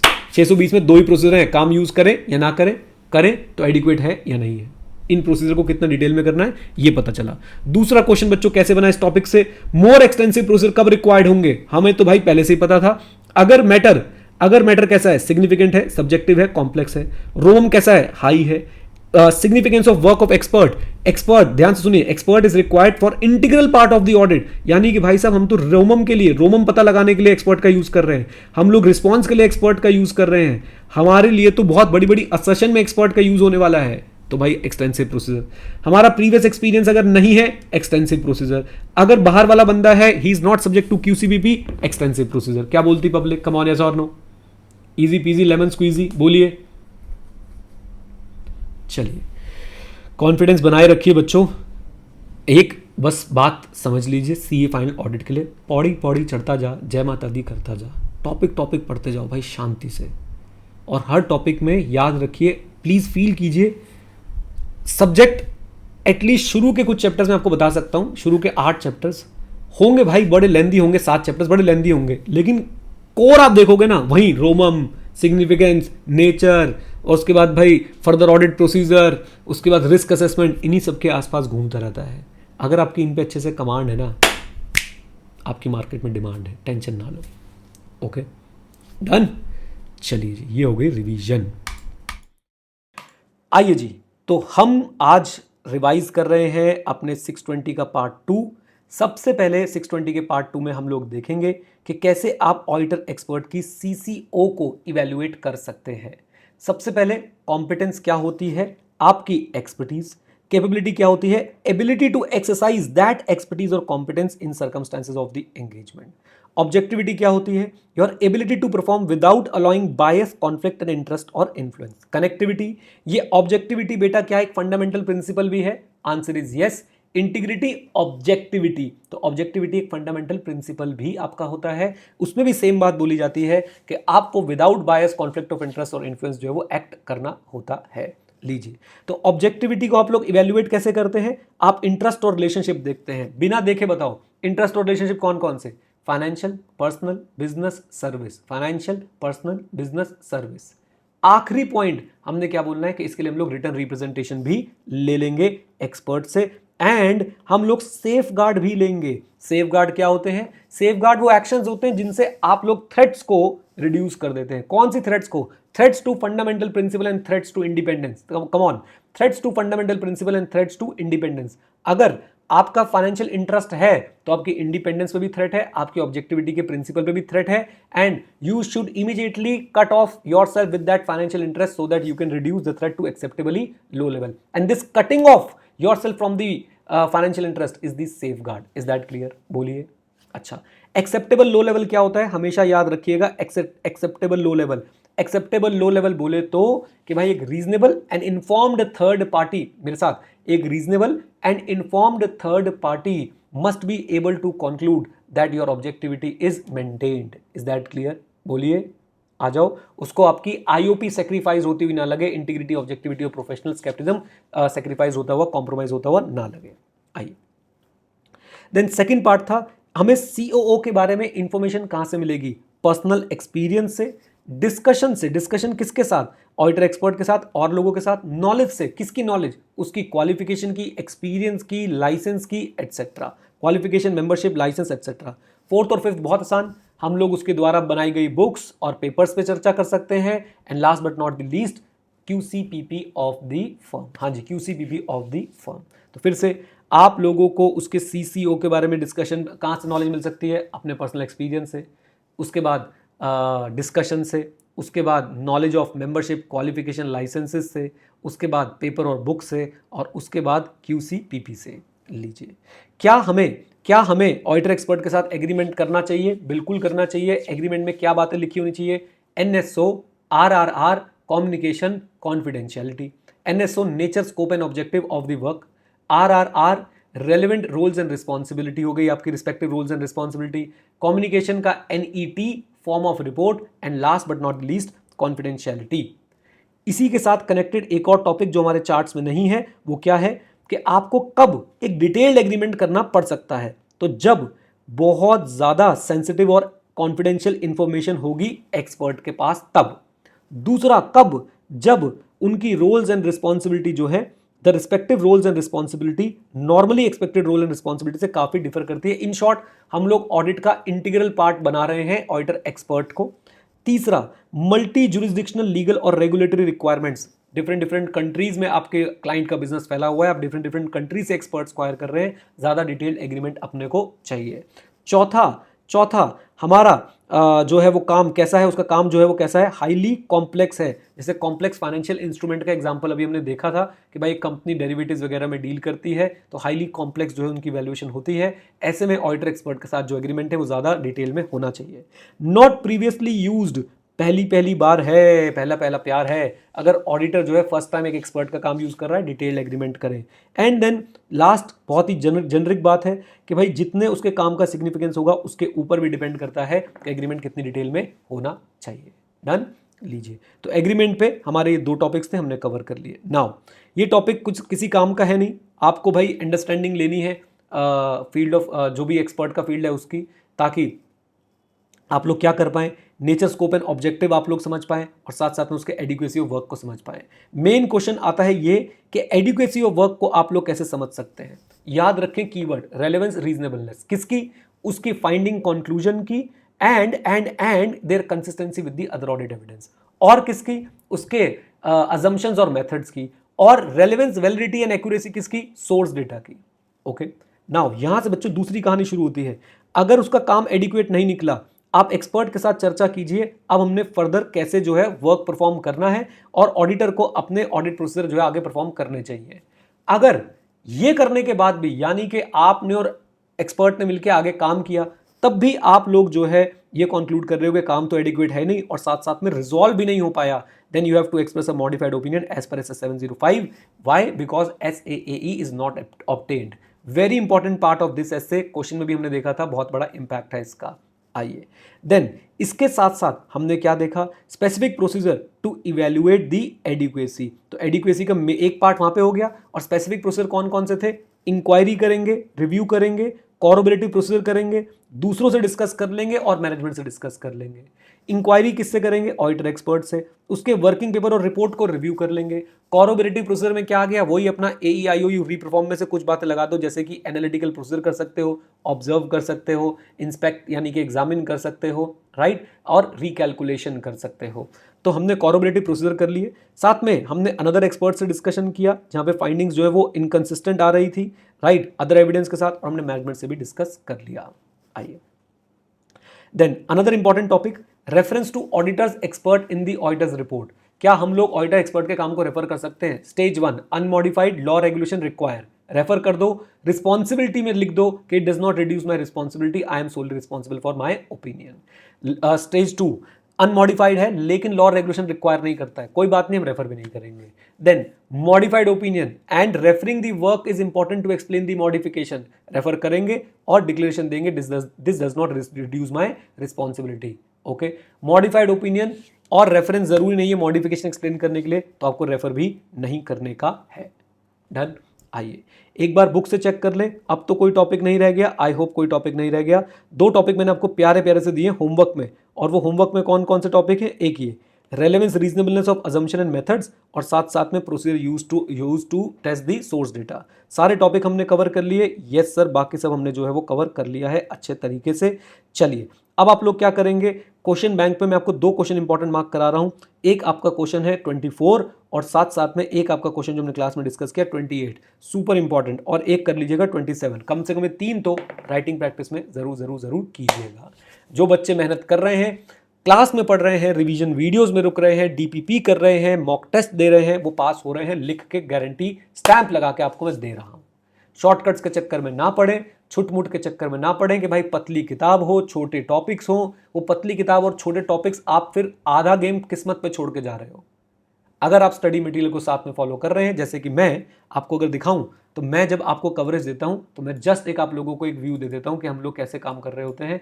ये ICAI का स्टडी मटेरियल है, यहाँ पे आपके सामने ओपन कर देता हूं मैं। ये देखिए, ये ICAI का स्टडी मटेरियल है, और यहाँ पे मैंने टिक कर रखा है कि भाई साहब जैसे कि 620 के टॉपिक्स आपको टिक नजर आ रहे होंगे, ये सारे जितने भी आप, ये भी टिक नहीं है, हमने कर लिया ये भी cover, don't worry at all. जितने भी आपको ये टिक नजर आ रहे हैं, मैंने सारी चीजें बता दी है कि ये टॉपिक है, देखो इस पर लिखा है NC, यानी कि ये हमारी बुक में कवर्ड नहीं है। ये मेरी प्रोफेशनल जजमेंट बोलती है कि भाई ICAI ने जबरदस्ती डाल रखे हैं 3 पॉइंट, हमने इसको कवर नहीं किया है। इसके अलावा आप देखें, एक एक पॉइंट मैंने जो है टिक कर रखा है कि हमने कवर किया है अपने नोट्स में, अपनी क्लास में। नहीं, जो आपको होमवर्क दिया है उस पर मार्क कर रखा है कि भाई ये स्टडी मैथ्स में मैंने आपको होमवर्क दे रखा है। A good teacher never skips his homework, simple सी बात है भाई। तो मैं जब भी आता हूं, मैं फुली प्रिपेयर्ड आता हूं कि मैंने क्या कराना है, क्या आपको होमवर्क देना है, क्या नहीं कराना है। ये जो इलिस्ट्रेशन है ये भी हमने क्लास में कवर कर दी है, याद करो। ऑडिटर है राम, अभी किया था ना, राम ऑडिटर है भाई, वो किसी और का काम यूज करना चाहते हो, उसे क्या क्या चीजें ध्यान में रखनी है, सब कुछ कवर्ड है। नेक्स्ट स्टैंडर्ड यहाँ पे आपका शुरू हो जाता है। और मैं तो साफ बोल रहा हूँ भाई, डर किस बात का है, आप लोग भी स्टडी मटेरियल चेक करते हो, चलो साथ में कवर हो रहा है कि नहीं हो रहा है। क्या बोलती public, come on, mock test देने दोगे, जल्दी बोल दो हाँ या ना, चैट में लिख दो, दुष्टो, सीए फाइनल वालों, आलसियो, दमाद नाम रख रहा हूं तुम सबका, दमाद हो तुम सब। हाँ फाइनली मॉक टेस्ट दो, मैं आपके सारे रिकॉर्ड चेक करता हूं, कौन मॉक टेस्ट दे रहा है, कौन मॉक टेस्ट नहीं दे रहा है। जो मॉक टेस्ट दे रहा है वो लिखवा लो मुझसे, वो पास हो रहा है। ओके चलिए, आज के लिए इतनी बात है, अब मिलते हैं आपसे हम लोग नेक्स्ट क्लास के अंदर। तब तक के लिए thank you very much, stay connected, stay here, जय हिंद। और हाँ मित्रों, सीखते रहें, क्योंकि सीखना शुरू तो जीतना शुरू। Bye bye and take care, God bless you all. चलिए जी, तो आज की रिवीजन वीडियो हम लोग शुरू करते हैं। आज हम लोग कौन सा ऐसे जो है वो पढ़ रहे हैं, हम पढ़ रहे हैं ऐसे 540। बहुत simple, to the point standard है। आईसीए की बुक में थोड़ा सा फैल गया है, हम उसे समेट के एकदम ऐसे पढ़ेंगे, एग्जाम में जब आएगा तो हमें क्या क्या कॉन्सेप्ट्स याद रखने हैं। फिर लास्ट सेशन में इसके क्वेश्चंस भी कवर कर लेंगे। पहले तो नाम, खास बात है बच्चों हमारे साथ कि हम लोग नाम बड़े अच्छे से याद कर लेते हैं, क्योंकि हम उसे रटते नहीं, समझ लेते हैं। ऐसे 540 किससे डील करता है? ऑडिटिंग से। किसकी ऑडिटिंग से? अकाउंटिंग एस्टीमेट की ऑडिटिंग से। और जब भी अकाउंटिंग एस्टीमेट आता है उसके साथ फ्री गिफ्ट क्या आता है? Fair value accounting estimate and related disclosure. नाम सबको याद हो गया। ऐसे 540 auditing, accounting estimates, fair value accounting estimate and related disclosure. Scope में बस यही रिस्पॉन्सिबिलिटी है। स्कोप में ऑडिटर की रिस्पॉन्सिबिलिटी क्या है? अकाउंटिंग एस्टीमेट्स को लेके, फेयर वैल्यू अकाउंटिंग एस्टीमेट्स को लेके और रिलेटेड डिस्क्लोजर। स्पेलिंग्स आप नोट में ठीक कर लेंगे, मैं भी आप लोगों को सही स्पेलिंग के साथ दे दूंगा, ये टेक्स्ट टू स्पीच की वजह से गड़बड़ हो जाती है कभी कभी। आइए नाउ, एक्सपेंशन ऑफ 315 एंड 330 है। 315 रिस्क असेसमेंट, 330 रिस्पॉन्स। कायदे से आपको पढ़ना क्या चाहिए था? आपको मेनली ये समझना चाहिए था कि ऑडिटर अकाउंटिंग एस्टीमेट्स में रिस्क कैसे असेस करेगा और उन रिस्क को रिस्पॉन्ड कैसे करेगा। खैर एनीवेज, अब आप मुझे बताइए, जहां 315 330 हो जाएंगे वहां भाई हमारा ऑब्जेक्टिव क्या बन जाएगा? Obtain sufficient appropriate audit evidence. Again बातें वही बार बार रिपीट होंगी, एवी को लेके, सॉरी एई को लेके, फेयर वैल्यू अकाउंटिंग एस्टिमेट्स को लेके एंड उनके रिलेटेड डिस्क्लोजर्स को लेके। That's it. So whether accounting estimate, fair value accounting estimates are reasonable and related disclosure in financial statement are adequate. आइए now, definition of accounting estimate simple सी बात है, approximation of monetary amount. Why? Because of lack of precise means of measurement. Okay, approximation of monetary amount because of lack of precise means of measurement. Fair value accounting estimate क्या होते हैं? जहां पे fair value आपको निकालनी होती है, एक पॉइंट इन टाइम में जो है आपको वैल्यू निकालनी होती है, उसे हम बोल देते हैं फेयर वैल्यू। और ऐसे एस्टिमेट्स जिसमें फेयर वैल्यू कैलकुलेट होती है उसे हम बोलते हैं fair value accounting estimate. Done. आइए नाउ, एस्टिमेशन अनसर्टेनिटी, इस बात के चांसेस ससेप्टेबिलिटी, बेसिकली एक्सपोजर किस चीज का? एक्सपोजर एक अकाउंटिंग एस्टीमेट का, because of lack of precision of measurement. जितना ज्यादा lack of precision of measurement होगा, एस्टिमेशन अनसर्टेनिटी उतनी ज्यादा होगी। इसको मैं आपको रिकमेंड करूंगा, बल्कि पढ़ा भी दूंगा। मैंने बुक में थोड़ा सा इसको इजी लैंग्वेज में लिखने की और समझाने की कोशिश भी करी है। आपको बेसिकली ये देखना होता है एस्टिमेशन अनसर्टेनिटी में कि एक अकाउंटिंग एस्टिमेट कितना एक्सपोज है to inherent lack of precision.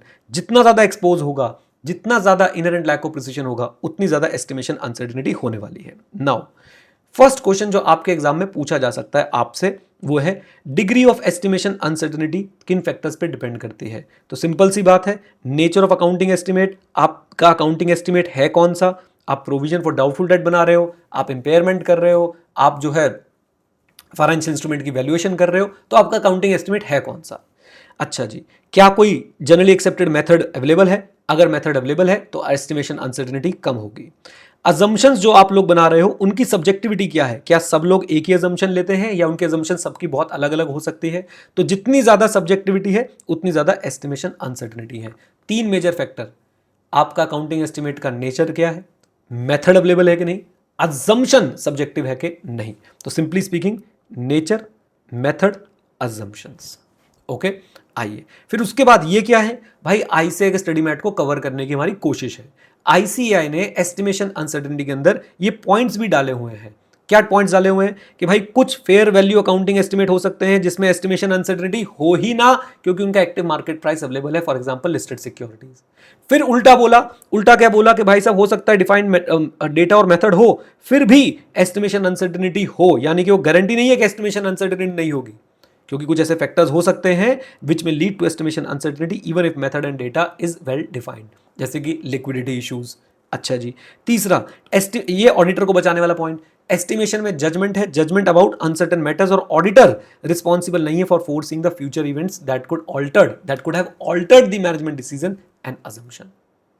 Okay, estimation uncertainty topic खत्म होता है। आइए नेक्स्ट पे चलते हैं हम लोग, management bias. Again I expect के कुछ छोटा सा एक केस स्टडी बना के आपसे इस पे क्वेश्चन पूछ लेंगे, हम तो बिल्कुल नहीं घबराएंगे, हम इसे कवर करते हुए भी चल रहे हैं और आईसीए के स्टडी मैट को ध्यान में रखते हुए। सबसे पहली बात, मैनेजमेंट बायस है क्या? Lack of neutrality by management. Management के न्यूट्रल नहीं रह पा रही है मैनेजमेंट, कहां पे? अपनी फाइनेंशियल इंफॉर्मेशन बनाते समय। अब जरा ध्यान से देखिए, आपके अकाउंटिंग एस्टिमेट्स क्या मैनेजमेंट जजमेंट से इन्फ्लुएंस होते हैं? हाँ। अब वो मैनेजमेंट जजमेंट का जो इन्फ्लुएंस है वो आपकी इंटेंशनल और अनइंटेंशनल बायस से घिरा हुआ हो सकता है। इंटेंशनल और अनइंटेंशनल बायस से जितनी ज्यादा सब्जेक्टिविटी है, मैनेजमेंट बायस उतनी ज्यादा ही होगी। अगेन, अगर सब लोग डिफरेंट थॉट रख सकते हैं तो मैनेजमेंट बायस क्या होने वाली है? कम ऑन, क्या बोली, जल्दी बोलिए, क्या होने वाली है? ज्यादा होने वाली है। आइए नाउ, मैनेजमेंट बायस क्या है? It is difficult to detect at individual account level, provision for doubtful debt 5%। What is your inference? Nothing is my inference. I can not conclude whether it includes management bias और not. अच्छा, management bias क्या हमेशा mislead करने के लिए होती है? Answer is no. लेकिन जब मिसलीड करने के लिए होगी तो याद रखिए, it will be fraudulent in nature. ऐसे कौन सा? कम ऑन टेल मी। 240 यहां पे एक्टिवेट हो जाएगा। It may be there because of pressure to increase the revenue or pressure to forecast the revenue in at a better level। तो वहां पे मैं बोलूंगा कि भाई ये आपकी fraudulent nature की मैनेजमेंट बायस है। देन मैनेजमेंट बायस जो प्रायर पीरियड में आप आइडेंटिफाई कर लेते हैं, यानी कि जो अगर आप रेकरिंग ऑडिट की बात कर रहा हूं, ये आपका करंट पीरियड है, यहां पे आपको कुछ मैनेजमेंट बायस मिली थी, तो क्या ये करंट पीरियड के एसए 300 और 315 पे इंपैक्ट डाल सकती है? आंसर इज यस, यानी प्लानिंग और रिस्क असेसमेंट पे ये इंपैक्ट डाल सकती है। डन। आइए मैनेजमेंट बायस को एक बार और कंक्लूड करेंगे। मैनेजमेंट बायस क्या होती है? Lack of neutrality in preparation and presentation of information. Accounting estimates में हमेशा मैनेजमेंट जजमेंट होती है और मैनेजमेंट जजमेंट में हमेशा मैनेजमेंट बायस होती है। वो इंटेंशनल भी हो सकती है, अनइंटेंशनल भी हो सकती है। जितनी ज्यादा सब्जेक्टिविटी होगी, मैनेजमेंट बायस उतनी ज्यादा होने वाली है। मैनेजमेंट बायस इंडिविजुअल अकाउंट लेवल पे डिफिकल्ट टू डिटेक्ट है, हमेशा मिसलीड करने के लिए नहीं होती है। अगर मिसलीड करने के लिए है तो फ्रॉडलेंट है। और याद रखिए कि प्रायर पीरियड की मैनेजमेंट बायस आपके करंट पीरियड की प्लानिंग और रिस्क असेसमेंट पे इंपैक्ट डाल सकती है। मेजरमेंट ऑब्जेक्टिव, छोटा सा टॉपिक। मेजरमेंट ऑब्जेक्टिव अलग अलग हो सकते हैं क्या अकाउंटिंग एस्टिमेट्स में? Answer is yes. ये आपके एफआरएफ पे डिपेंड करता है और किसका आप मेजरमेंट कर रहे हैं उसके ऊपर डिपेंड करता है। जनरली स्पीकिंग दो मेजरमेंट ऑब्जेक्टिव होते हैं। नंबर 1, एक तो फोरकास्ट करना इवेंट्स, ट्रांजैक्शन एटसेट्रा को, और दूसरा डिटरमाइन करना करंट वैल्यू को। हमने एग्जांपल लिए थे, लिटिगेशन एंड क्लेम आपका फोरकास्ट में चला जाएगा, आपका इन्वेंट्री की वैल्यूएशन, फाइनेंशियल इंस्ट्रूमेंट की वैल्यूएशन आपकी करंट वैल्यू पे आ जाएगी। लीजिए now, this is the main part of the standard. याद करिए 540 में हमारे दो ही काम थे, 315 330 लगाना, accounting estimate, fair value accounting estimate और रिलेटेड डिस्क्लोजर पे। 315 बोले तो रिस्क असेस करना अकाउंटिंग एस्टिमेट्स को लेके। अब रिस्क कैसे असेस करेंगे उसके बेसिक स्टेप्स यहां पे लिखे हैं और बहुत आसान है। सबसे पहले हम लोग एएफआरएफ की रिक्वायरमेंट देखेंगे। हमारा एएफआरएफ क्या बोलता है पर्टिकुलर अकाउंटिंग एस्टिमेट्स पे। फिर हम लोग देखेंगे how management identifies that there is a need for accounting estimate. फिर उनका मेथड देखेंगे कि भाई एस्टिमेट मेकिंग प्रोसेस क्या है। पुराने वालों का हम लोग क्या देखने वाले हैं? आउटकम देखने वाले हैं। आउटकम देखने वाले हैं और साथ साथ में हम लोग देखेंगे भाई अकाउंटिंग एस्टिमेट जिनमें हाई एस्टिमेशन है, वो कहीं सिग्निफिकेंट रिस्क को तो राइज नहीं दे। हाँ जी, तो मैं आपको क्या बता रहा था कि भाई आपने ये सारी चीजें करनी है रिस्क असेसमेंट प्रोसेस में, जिसमें एक बार क्विकली दोबारा से बता देता हूं। एफआरएफ के रिक्वायरमेंट को समझना है, मैनेजमेंट कैसे आइडेंटिफाई करती है, एस्टिमेशन मेकिंग प्रोसेस क्या है, पुराने वालों का क्या हुआ, और साथ साथ में ऐसे अकाउंटिंग एस्टिमेट्स पे खास ध्यान रखना है जिनमें हाई एस्टिमेशन अनसर्टेनिटी है, जिसकी वजह से सिग्निफिकेंट रिस्क जो है वो हो सकते हैं। आखिरी टॉपिक, इसी में एक टॉपिक का एक्सपेंशन था। हमारे पास 5 स्टेप्स बताए गए थे रिस्क असेसमेंट के। एक स्टेप था हमें पता लगाना था मैनेजमेंट कैसे आइडेंटिफाई करती है, और ये पता लगाने के लिए हम लोग मैनेजमेंट से क्या करेंगे? इंक्वायरी करेंगे। हम लोग ये जानना चाहते हैं मैनेजमेंट से कि बताओ मैनेजमेंट, आप लोग जो है वो कैसे आइडेंटिफाई करते हो। तो अगर हम ये पॉइंट समझ लें कि भाई ये चीजें मैनेजमेंट कैसे टेक केयर करती है, तो हमें समझ आ जाएगा कि मैनेजमेंट जो है वो कैसे आइडेंटिफाई करती है कि यहाँ पे अकाउंटिंग एस्टिमेट्स की जरूरत है। मैंने आपको ये बड़े अच्छे से पढ़ाया, जैसे कि new types of transaction, management new types of transaction में कैसे डील करती है अकाउंटिंग एस्टिमेट्स के साथ। मैंने आपको इसका एग्जांपल भी दिया था। आप एक आईटी कंपनी है, क्रिप्टो करेंसी से रिलेटेड आप लोग जो है कुछ कॉन्ट्रैक्ट्स कर रहे हैं, लॉन्ग टर्म कॉन्ट्रैक्ट्स हैं, यहाँ पे अकाउंटिंग एस्टिमेट्स को आप कैसे आइडेंटिफाई करते हो। चेंज इन ट्रांजैक्शन टर्म्स, याद है टाटा मोटर्स ने अपने डीलर्स के साथ अपना एग्रीमेंट चेंज किया है, परफॉर्मेंस बेस्ड इंसेंटिव्स चेंज किए हैं, तो रेवेन्यू रिकग्निशन पे कैसे इंपैक्ट आने वाला है, एक्सपेंसेस पे कैसे इंपैक्ट आने वाला है, वो हम देखने वाले हैं।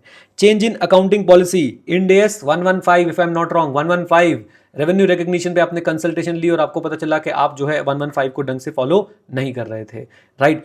रेगुलेटरी और एक्सटर्नल चेंजेस, रेगुलेटरी और एक्सटर्नल चेंजेस, आरबीआई का सर्कुलर आया तो भाई बैंक्स वगैरह पे डायरेक्ट उसका इंपैक्ट आएगा प्रोविजनिंग को लेके।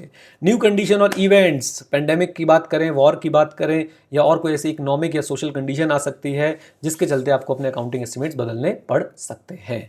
ये हो गया कंप्लीट हमारा SA 540 का रिवीजन। Okay done. चलिए जी, अब इसका सेकंड सेशन लगाएंगे और सेकंड के बाद अगर थर्ड की भी नीड हुई तो थर्ड भी लगाएंगे, छोड़ेंगे नहीं। डन, आ जाओ जी, all the best. Okay guys, तो SA 540 को आगे बढ़ाते हैं। हम लोग शुरुआत करेंगे रिस्क असेसमेंट प्रोसीजर से। रिस्क असेसमेंट प्रोसीजर याद रखेंगे, हमारे पास कितने बताए गए हैं, 5। Requirement of applicable financial reporting framework हमने चेक करनी है। फिर हमने देखना है कि मैनेजमेंट कैसे आइडेंटिफाई करती है need for accounting estimate. Okay, इसके लिए हम लोग मैनेजमेंट से इंक्वायरी करेंगे। फिर हमने एस्टीमेट मेकिंग प्रोसेस को समझना है।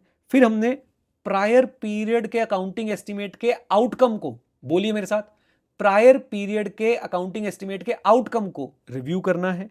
और हमें देखना है कि भाई ऐसे अकाउंटिंग एस्टीमेट जिनमें क्या है, हाई एस्टिमेशन अनसर्टेनिटी है और they are giving rise to significant risk.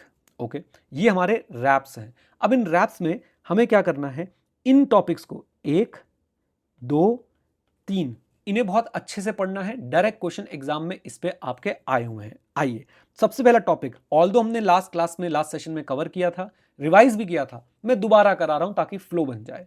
तो सबसे पहला टॉपिक हमारे पास क्या था, सबसे पहला टॉपिक हमारे पास था कि भाई आपने ये कैसे पता लगाना है कि मैनेजमेंट कैसे आइडेंटिफाई करती है the need for accounting estimate. तो इसमें हमारे पास कितनी बातें आती थी, 5। New type of transaction, examples मैंने पहले भी दे दिए थे, अभी भी दे रहा हूँ। क्रिप्टो करेंसी की ट्रांजैक्शन है, राइट, क्रिप्टो करेंसी को लेके कॉन्ट्रैक्ट्स हैं। Change in transaction term, Tata Motors. Change in accounting policy, application of new Ind AS related to revenue recognition. Regulatory और एक्सटर्नल चेंजेस, RBI वाली बातें। न्यू कंडीशन और event, आपका कोविड वाली बातें। Okay, inquiries done. रैप में inquiries वाला part done, yes. अब रैप में ही हम लोग चलते हैं जो टॉपिक हमने यहां से कवर किया था, जो अभी के लिए आपके नोट्स में नहीं है, लेकिन हमने अपने चार्ट्स में से यहाँ पे बड़े अच्छे से कवर कर लिया था। और वो टॉपिक क्या था, ये लो जी, how management make accounting estimate. Oops, एक मिनट दीजिए, how management make accounting estimates, ये लीजिए आपकी स्क्रीन पे आ गया है, रिवीजन यहाँ से कर लीजिए। तो हमें ये भी देखना था रैप में कि मैनेजमेंट अकाउंटिंग एस्टीमेट कैसे बनाती है। तो उसमें हम लोग क्या क्या कंसिडर करेंगे, मेथड क्या है अकाउंटिंग एस्टीमेट का, कोई मॉडल वगैरह फॉलो करते हो, कोई वेल स्टैब्लिश मॉडल है या आपने कुछ अपना खुद का मॉडल बना रखा है। कंट्रोल्स क्या है, कौन अप्रूव करता है अकाउंटिंग एस्टिमेट्स को, कौन चेक करता है, कौन रिव्यू करता है, एक्सपर्ट क्या मैनेजमेंट यूज करती है। कनेक्ट कर लो इसको सब्सटैंटिव प्रोसीजर से। सब्सटैंटिव प्रोसीजर में यही बात काम आएगी कि अगर उन्होंने मैनेजमेंट एक्सपर्ट यूज कर रखा होता है तो हमें भी क्या ऑडिट एक्सपर्ट की जरूरत पड़ने वाली है, वो हम सब्सटैंटिव प्रोसीजर में कंसिडर करते हैं। देन अजम्पशंस क्या है, क्या मेथड में कोई चेंज है, और साथ साथ में मैनेजमेंट एस्टिमेशन अनसर्टेनिटी को कैसे असेस करती है।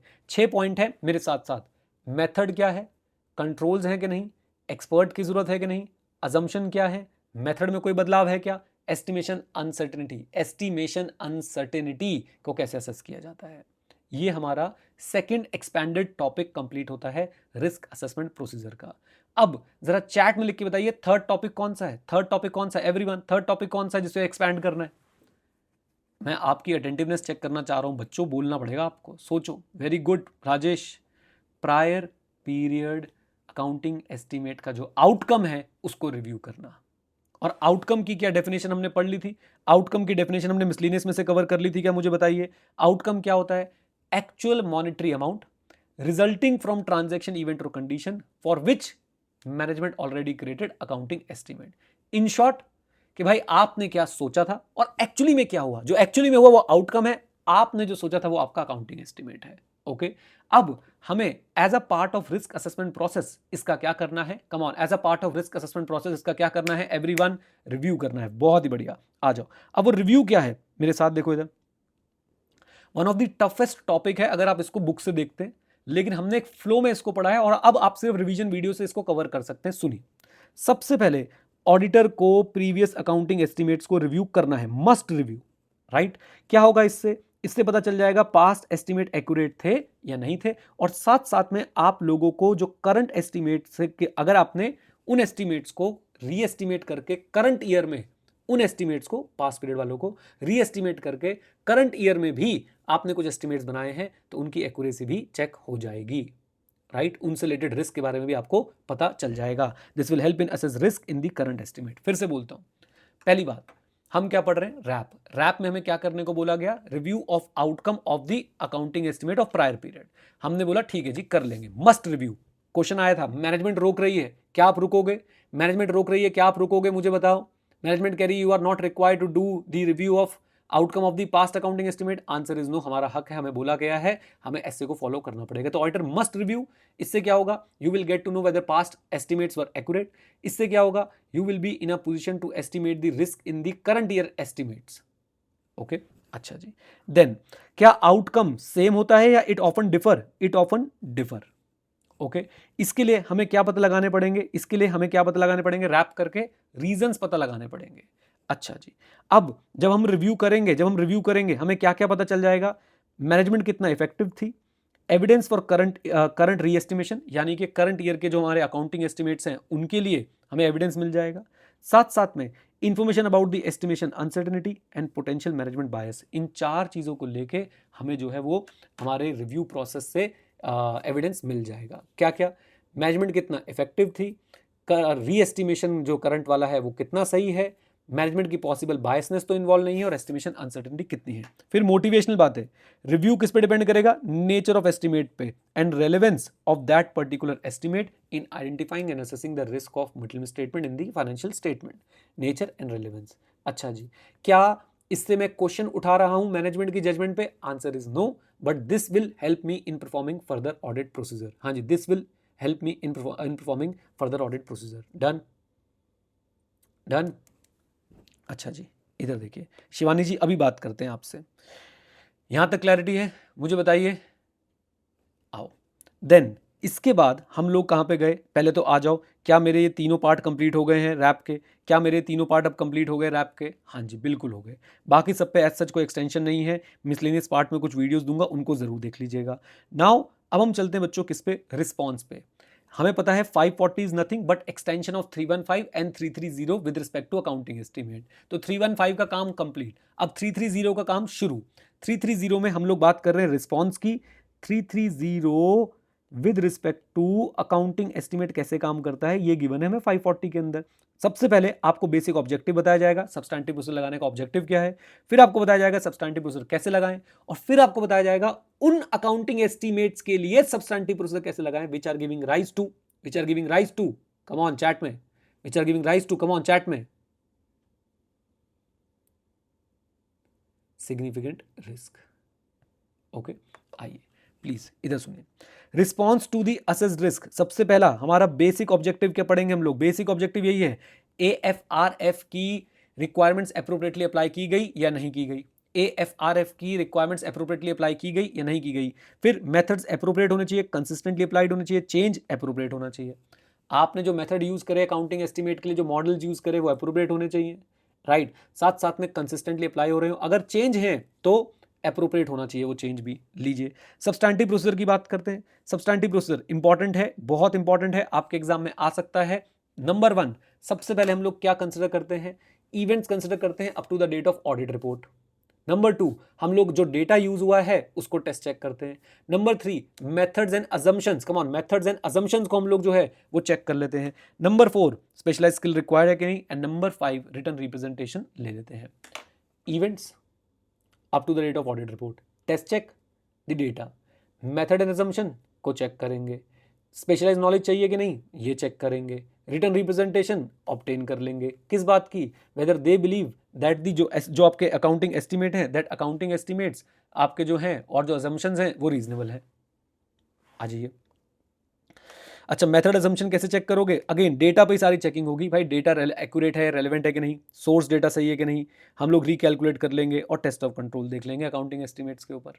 लीजिए आखिरी टॉपिक, ऑलमोस्ट ऑलमोस्ट आखिरी टॉपिक, अकाउंटिंग एस्टिमेट्स कौन से वाले, which are giving rise to significant risk, उन पे आप लोग एक्स्ट्रा सब्सटैंटिव प्रोसीजर क्या लगाओगे? ऑल्टरनेटिव अजम्पशंस कंसिडर की थी क्या? एग्जांपल याद करो, 5 बनाया है, 7 और 3 भी कंसिडर करी थी क्या? अगर करी थी तो रिजेक्ट क्यों करी? अगर करी थी तो रिजेक्ट क्यों करी? जो एस्टिमेशन अनसर्टेनिटी थी उसको कैसे एड्रेस किया? पहला पॉइंट क्लियर, बोलिए। नंबर 2, अजम्पशंस की रीजनेबलनेस को चेक कर लेंगे। आपने जो लाइफ ऑफ इक्विपमेंट माना है या आपने जो वारंटी कॉस्ट के लिए प्रोविजन बनाया है उसकी रीजनेबलनेस हम लोग चेक कर लेंगे। नंबर 3, मैनेजमेंट का, कम ऑन, मैनेजमेंट के पास वो दम है, क्वालिटी कंट्रोल वाला एग्जांपल याद है, मैनेजमेंट की इंटेंशन जो उसने बताई है, क्या भाई साहब मैनेजमेंट के पास, पहले तो मैनेजमेंट की इंटेंशन आपको दिख रही है स्पेसिफिक कोर्स ऑफ एक्शन के लिए, और इंटेंशन के साथ साथ क्या उनके पास वो एबिलिटी भी है to perform that specific course of action. Okay, and finally हम लोग देखेंगे भाई एस्टिमेशन अनसर्टेनिटी को प्रॉपरली एड्रेस किया गया है या नहीं किया गया है अकाउंटिंग एस्टिमेट के लिए।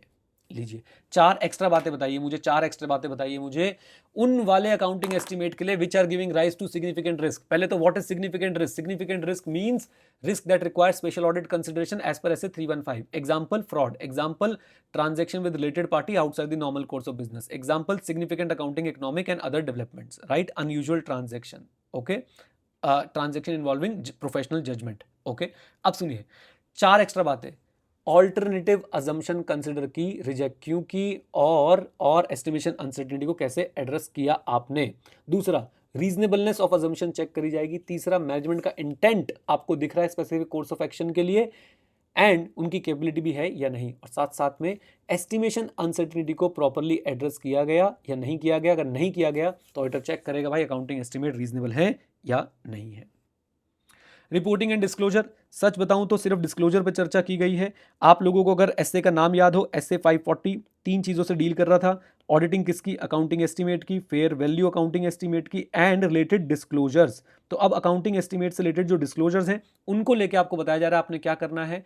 आपने ध्यान से देखिए, आपने बताना है डिस्क्लोजर जो भी है अकाउंटिंग एस्टीमेट से related in accordance with FRF, आपने चेक करना है वो प्रॉपर है कि नहीं।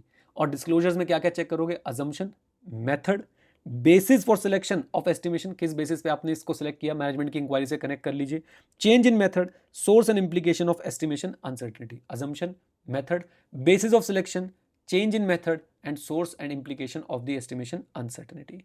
और जो अकाउंटिंग एस्टिमेट सिग्निफिकेंट राइज की तरफ इशारा कर रहे हैं, सिग्निफिकेंट रिस्क की तरफ इशारा कर रहे हैं, वहां पे भी हम लोग ये इंश्योर करेंगे कि एस्टिमेशन अनसर्टेनिटी जो है वो एडिक्वेटली डिस्क्लोज होनी चाहिए। ये टॉपिक एक बार दोबारा रिवाइज करा दीजिए प्लीज़, इसको ऐसे मत पढ़िएगा कि डॉक्यूमेंटेशन वाला टॉपिक है, नहीं भाई, ये आपके एसए 540 की एक मेजर रिक्वायरमेंट है कि आपने रिलेटेड डिस्क्लोजर्स के लिए भी तो एविडेंस इकट्ठा करना था।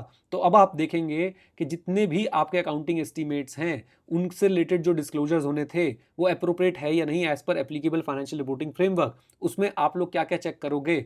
Assumptions, methods, basis of selection, change in method and source and implication of estimation uncertainty. Estimation uncertainty क्यों आई, आपने उसे कैसे एड्रेस किया और उसका क्या इंप्लीकेशन है। और अगर ऐसे अकाउंटिंग एस्टिमेट है which are giving rise to significant risk, तो हम लोग एस्टिमेशन अनसर्टेनिटी अगर उससे रिलेटेड है तो हम चाहेंगे कि वो डिस्क्लोज किया जाए।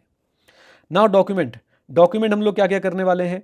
Basis four auditors conclusion about reasonableness, जिस भी बेसिस पे ऑडिटर ने रीजनेबलनेस को लेके कंक्लूजन्स बनाए हैं, reasonableness of what? Accounting estimate, disclosure of accounting estimate, and specifically कौन से accounting estimate which are giving rise to the significant risk, वो हम जरूर डॉक्यूमेंट करेंगे। और अगर मैनेजमेंट बायस का कोई आप लोगों को इंडिकेटर दिखा है तो हम उसको भी जरूर जरूर जरूर डॉक्यूमेंट करने वाले हैं। नाउ प्लीज अंडरस्टैंड, हमें अप्रॉक्सीमेटली अगर मैं लास्ट वाली रिवीजन और ये वाली रिवीजन मिला लूँ, हमें 22 से 25 मिनट लगे हैं इस स्टैंडर्ड को रिवाइज करने में। अभी और भी लगेंगे 5 मिनट की रिवीजन, और भी आप लोगों को अलग से मिसलेनियस टॉपिक्स की शूट करके दूंगा, यानी अप्रॉक्सीमेटली 25 से 30 मिनट की रिवीजन वीडियो है। प्लीज जस्टिस कीजिएगा इसके साथ, जस्टिस। ऐसा ना हो कि भाई 2 मिनट में रिवाइज करके जा रहे हो। आपको इसे कम से कम जब आप 2-3 बार रिवाइज कर लेंगे तब भी आपको 15-20 मिनट देने पड़ेंगे स्टैंडर्ड को। क्लियर है ये बात? कम ऑन, यस और नो? बता दो भाई जल्दी से। अच्छा, हमने एग्जाम के क्वेश्चंस भी देख लिए। आई थिंक आज हमने क्लास में जो है वो 2 क्वेश्चंस देखे थे। इससे पहले भी मैंने क्वेश्चंस आपको बताया, डायरेक्ट क्वेश्चंस इसमें से आ रहे हैं भर भर के, कोई टेंशन की बात नहीं है। अब आप लोग वीडियो ऑन कर सकते हैं आराम से। आज मैंने वीडियो ऑन इसलिए नहीं करने दी थी, मुझे लग रहा था इंटरनेट थोड़ा सा स्लो चल रहा है। अब आप लोग वीडियो ऑन कर लीजिए अगर करना चाहते हैं तो प्लीज़, राइट। तो इससे पहले भी हमने जो है, आप एक बार क्वेश्चन बैंक चेक कर सकते हैं। आपका कोई 1 या 2 क्वेश्चन रह गए हैं जो अभी हम लोग कवर नहीं कर पाए होंगे, राइट। अभी 1-2, सिर्फ 1 या 2 ही क्वेश्चन रह गए हैं जो हम कवर नहीं कर पाएंगे, वो मिसलेनियस टॉपिक के बाद वो भी कवर हो जाएंगे। ओके, चलो जी, रिवीजन वीडियो को यहाँ पे ऑफ कर देते हैं और आपसे थोड़ी सी बातें कर लेते हैं। आ जाइए, तो हम लोग रिवाइज कर रहे हैं आज अपना एक और प्यारा मुच मुच नोनू शोनू मोनू टॉपिक, जो सीए फाइनल में बहुत ही गंदे तरीके से इंक्लूड किया गया है, बट हम बहुत अच्छे तरह से रिवाइज कर लेंगे। स्टैंडर्ड कौन सा है मुझे जल्दी से बताइए। SA520। नाम क्या है बालको, नाम क्या है इसका? Analytical procedure. पहला कनेक्शन, अरे भाई एनालिटिकल प्रोसीजर हमने बचपन में पढ़ लिया था। This is one of the procedure to obtain audit evidence. दूसरा कनेक्शन, 315 के अंदर भी एनालिटिकल प्रोसीजर का जिक्र है कि अब जब आप रिस्क असेस कर रहे होते हैं तो आपने यूज तो AEIOU रीपरफॉर्म में से कुछ करना है, वहां पे आपको एनालिटिकल प्रोसीजर, इंस्पेक्शन, इंक्वायरी और ऑब्जर्वेशन जो है यूज करवाते हैं 315 के अंदर। तीसरी चीज जो आपको एनालिटिकल प्रोसीजर के बारे में पता होनी चाहिए, ये एक स्टेज में नहीं 3 स्टेज में यूज होता है। प्लानिंग में, जैसे मैंने आपको भी बताया, फिर उसके बाद टेस्टिंग में और कंप्लीशन में। SA520 किससे डील करता है? SA520 आपके टेस्टिंग और कंप्लीशन वाले जो एनालिटिकल प्रोसीजर है उससे डील करता है। बताइए, यहां तक कमांड है कॉन्सेप्ट पे? Everyone in the chat box give me a yes और नो। यस सर, आ जाओ। नाउ मीनिंग क्या है, बहुत इंपॉर्टेंट, ICA ने अपने स्टडी मैट में एटलीस्ट चैप्टर 3 में कहीं मेंशन नहीं किया है, हम पढ़ेंगे। मीनिंग है जी, बिना देखे इवैल्यूएट करते हैं, फाइनेंशियल इंफॉर्मेशन को इवैल्यूएट करते हैं। कैसे? एनालाइज करके। कीवर्ड क्या? एनालाइज करके। Plausible relationship among financial and non financial data. Financial data, wages per employ, salary per employ. Non financial data, number of employees. Okay, so evaluation of financial information through analysis of plausible relationship. Plausible मतलब credible. Okay, plausible relationship among financial and non financial data. Okay, possible भी बोल सकते हो आप इसको। अच्छा जी, then second चीज क्या? एनालिटिकल प्रोसीजर यहीं पे खत्म हो जाते हैं। सेकंड कीवर्ड मुझे चैट में बताओ क्या आता है। सेकंड कीवर्ड मुझे बताओ चैट में क्या क्या चीज इंक्लूडेड है एनालिटिकल प्रोसीजर में। Very good Radhika, Rajesh, next Shamli, Abhay, Aanchal, बहुत ही बढ़िया। इन्वेस्टिगेशन आता है, अध्ययन, investigation. It also includes investigation. Investigation किन चीजों की? Inconsistent relationship. Inconsistent relationship, credit sale बढ़ रही है भैया, डेटर भी बढ़ना चाहिए। अच्छा, दूसरा इन्वेस्टिगेशन किस चीज की? इनकंसिस्टेंट रिलेशनशिप हो गया। आइडेंटिफाइड फ्लक्चुएशन, अचानक से आपका ग्रॉस प्रॉफिट रेशियो बहुत ज्यादा बढ़ गया इंडस्ट्री से और आपके ही पुराने ईयर से। एंड तीसरा, अगर आपकी एक्सपेक्टेड वैल्यू और एक्चुअल वैल्यू में सिग्निफिकेंट डिफरेंस आ जाए। एक्सपेक्टेड वैल्यू और एक्चुअल वैल्यू में सिग्निफिकेंट डिफरेंस आ जाए। सेल 50 करोड़ थी, एक्सपेक्ट कर रहा था 5-6% बढ़ेगी और वो 36% से बढ़ गई है। Is that clear? याद रहेंगी बातें? यस सर, बिल्कुल याद रहेंगी। नाउ नेचर, नेचर में क्या है भाई? इसके नेचर में आती हैं 2 बातें। कंपैरिजन होता है। कंपैरिजन किससे? प्रायर पीरियड से। कंपैरिजन किससे? बजट से, फोरकास्ट से, ऑडिटर की एक्सपेक्टेशन से। कंपैरिजन किससे? सिमिलर इंडस्ट्री इंफॉर्मेशन से। अच्छा जी, साथ में क्या कंसिडर किया जाता है? रिलेशनशिप कंसिडर किया जाता है। इसके अंदर हम रिलेशनशिप को कंसिडर करते हैं किसके बीच में? Between elements of financial information के बीच में, जहां पे वो प्रिडिक्टेबल पैटर्न हम लोग एक्सपेक्ट कर रहे होते हैं। यानी कि प्रिडिक्टेबल पैटर्न जहां पे हम एक्सपेक्ट करते हैं फाइनेंशियल इंफॉर्मेशन में, वहां पे हम रिलेशनशिप को कंसिडर करते हुए चलते हैं। And finally financial and non financial information के बीच में जो रिलेशनशिप होता है उसको भी कंसिडर करके चलते हैं। लीजिए, ये तो मीनिंग हो गया। नाउ स्कोप एंड ऑब्जेक्टिव याद रखिएगा। 520 आपको एनालिटिकल प्रोसीजर को लेके बोलता है कि भाई एक तो आप इसे यूज कर लो फॉर ऑब्टेनिंग ऑडिट एविडेंस। दूसरा, आप एनालिटिकल प्रोसीजर नियर एंड में जरूर करना, so that you can find out that whether financial statements are consistent with auditors understanding of the entity and the financial statement. So number 1, 520 में आपको बताया जाएगा कि आपने ऑडिट एविडेंस कैसे ऑब्टेन करना है सब्सटैंटिव एनालिटिकल प्रोसीजर को यूज करके। दूसरा, आपको बोला जाएगा आपने near end of the audit कैसे आपने एनालिटिकल प्रोसीजर लगाने हैं, so that you can conclude whether financial statement are consistent with the auditor's understanding of the entity और नॉट। ये चार्ट अब मैं रिवाइज नहीं करा रहा हूं, बोलो क्यों? ये आपके स्टैंडर्ड का पार्ट ही नहीं है, ये सिर्फ आपको एक्सप्लेनेशन के लिए मैंने क्लास में कवर कराया था। आ जाओ।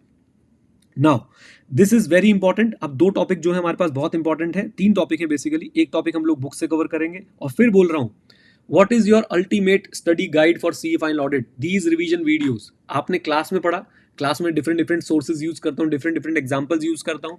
At the end of the day just ये रिवीजन वीडियो प्ले कीजिए, सारे सोर्सेज आपके पास हैं, जहां से जो पढ़ा रहा हूं उसे कवर कर लीजिए।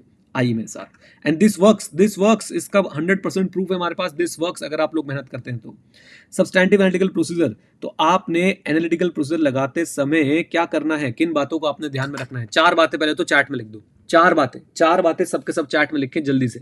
Number 1 suitability, number 2 reliability, number 3 आपको एक्सपेक्टेशन डेवलप करनी है, एंड नंबर 4 आपको एक्सेप्टेबल डिफरेंस जो है वो डिसाइड करना है। Suitability, reliability, development of expectation and deciding the acceptable difference.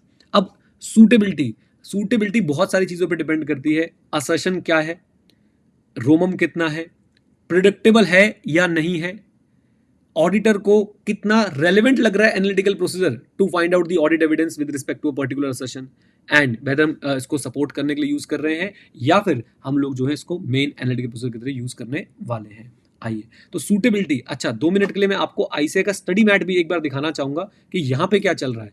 ICA के स्टडी मैट में ये रहा सब कुछ, सूटेबिलिटी, रिलायबिलिटी, एक्सपेक्टेशन, डिफरेंस, हमने थोड़ा सा डिटेल में कवर कर रखा है। रिवीजन में भी सारी बातें जल्दी जल्दी बोल देता हूं, इधर देखिए। सो ऑडिटर क्या करता है, ऑडिटर सूटेबिलिटी देखता है सब्सटैंटिव एनालिटिकल प्रोसीजर की एक पर्टिकुलर असर्शन के लिए, किस किस चीज को ध्यान में रखते हुए, रोमम को ध्यान में रखते हुए, और टेस्ट ऑफ डिटेल कर रहे हैं या नहीं कर रहे हैं इसको ध्यान में रखते हुए। अब सूटेबल कब होगा, जब असर्शन या जिस पे आप एनालिटिकल प्रोसीजर लगा रहे हैं वो क्या हो, प्रिडिक्टेबल हो। कम ऑन, वो क्या हो, मेरे साथ बोलिए, क्या हो, प्रिडिक्टेबल हो। दूसरी बात आपने देखना है कि भाई वो कितना इफेक्टिव होगा मिसस्टेटमेंट ढूंढने के लिए। तीसरी बात, नेचर ऑफ असर्शन और रोमम भी आपने ध्यान में रखना है, अगर रोमम हाई है तो सूटेबल नहीं होगा। और चौथी बात आपने देखना है कि जो आप एनालिटिकल प्रोसीजर कर रहे हैं उससे आप सिर्फ उसी से एविडेंस ले रहे हैं या वो आप सपोर्ट करने के लिए यूज कर रहे हैं टेस्ट ऑफ डिटेल को।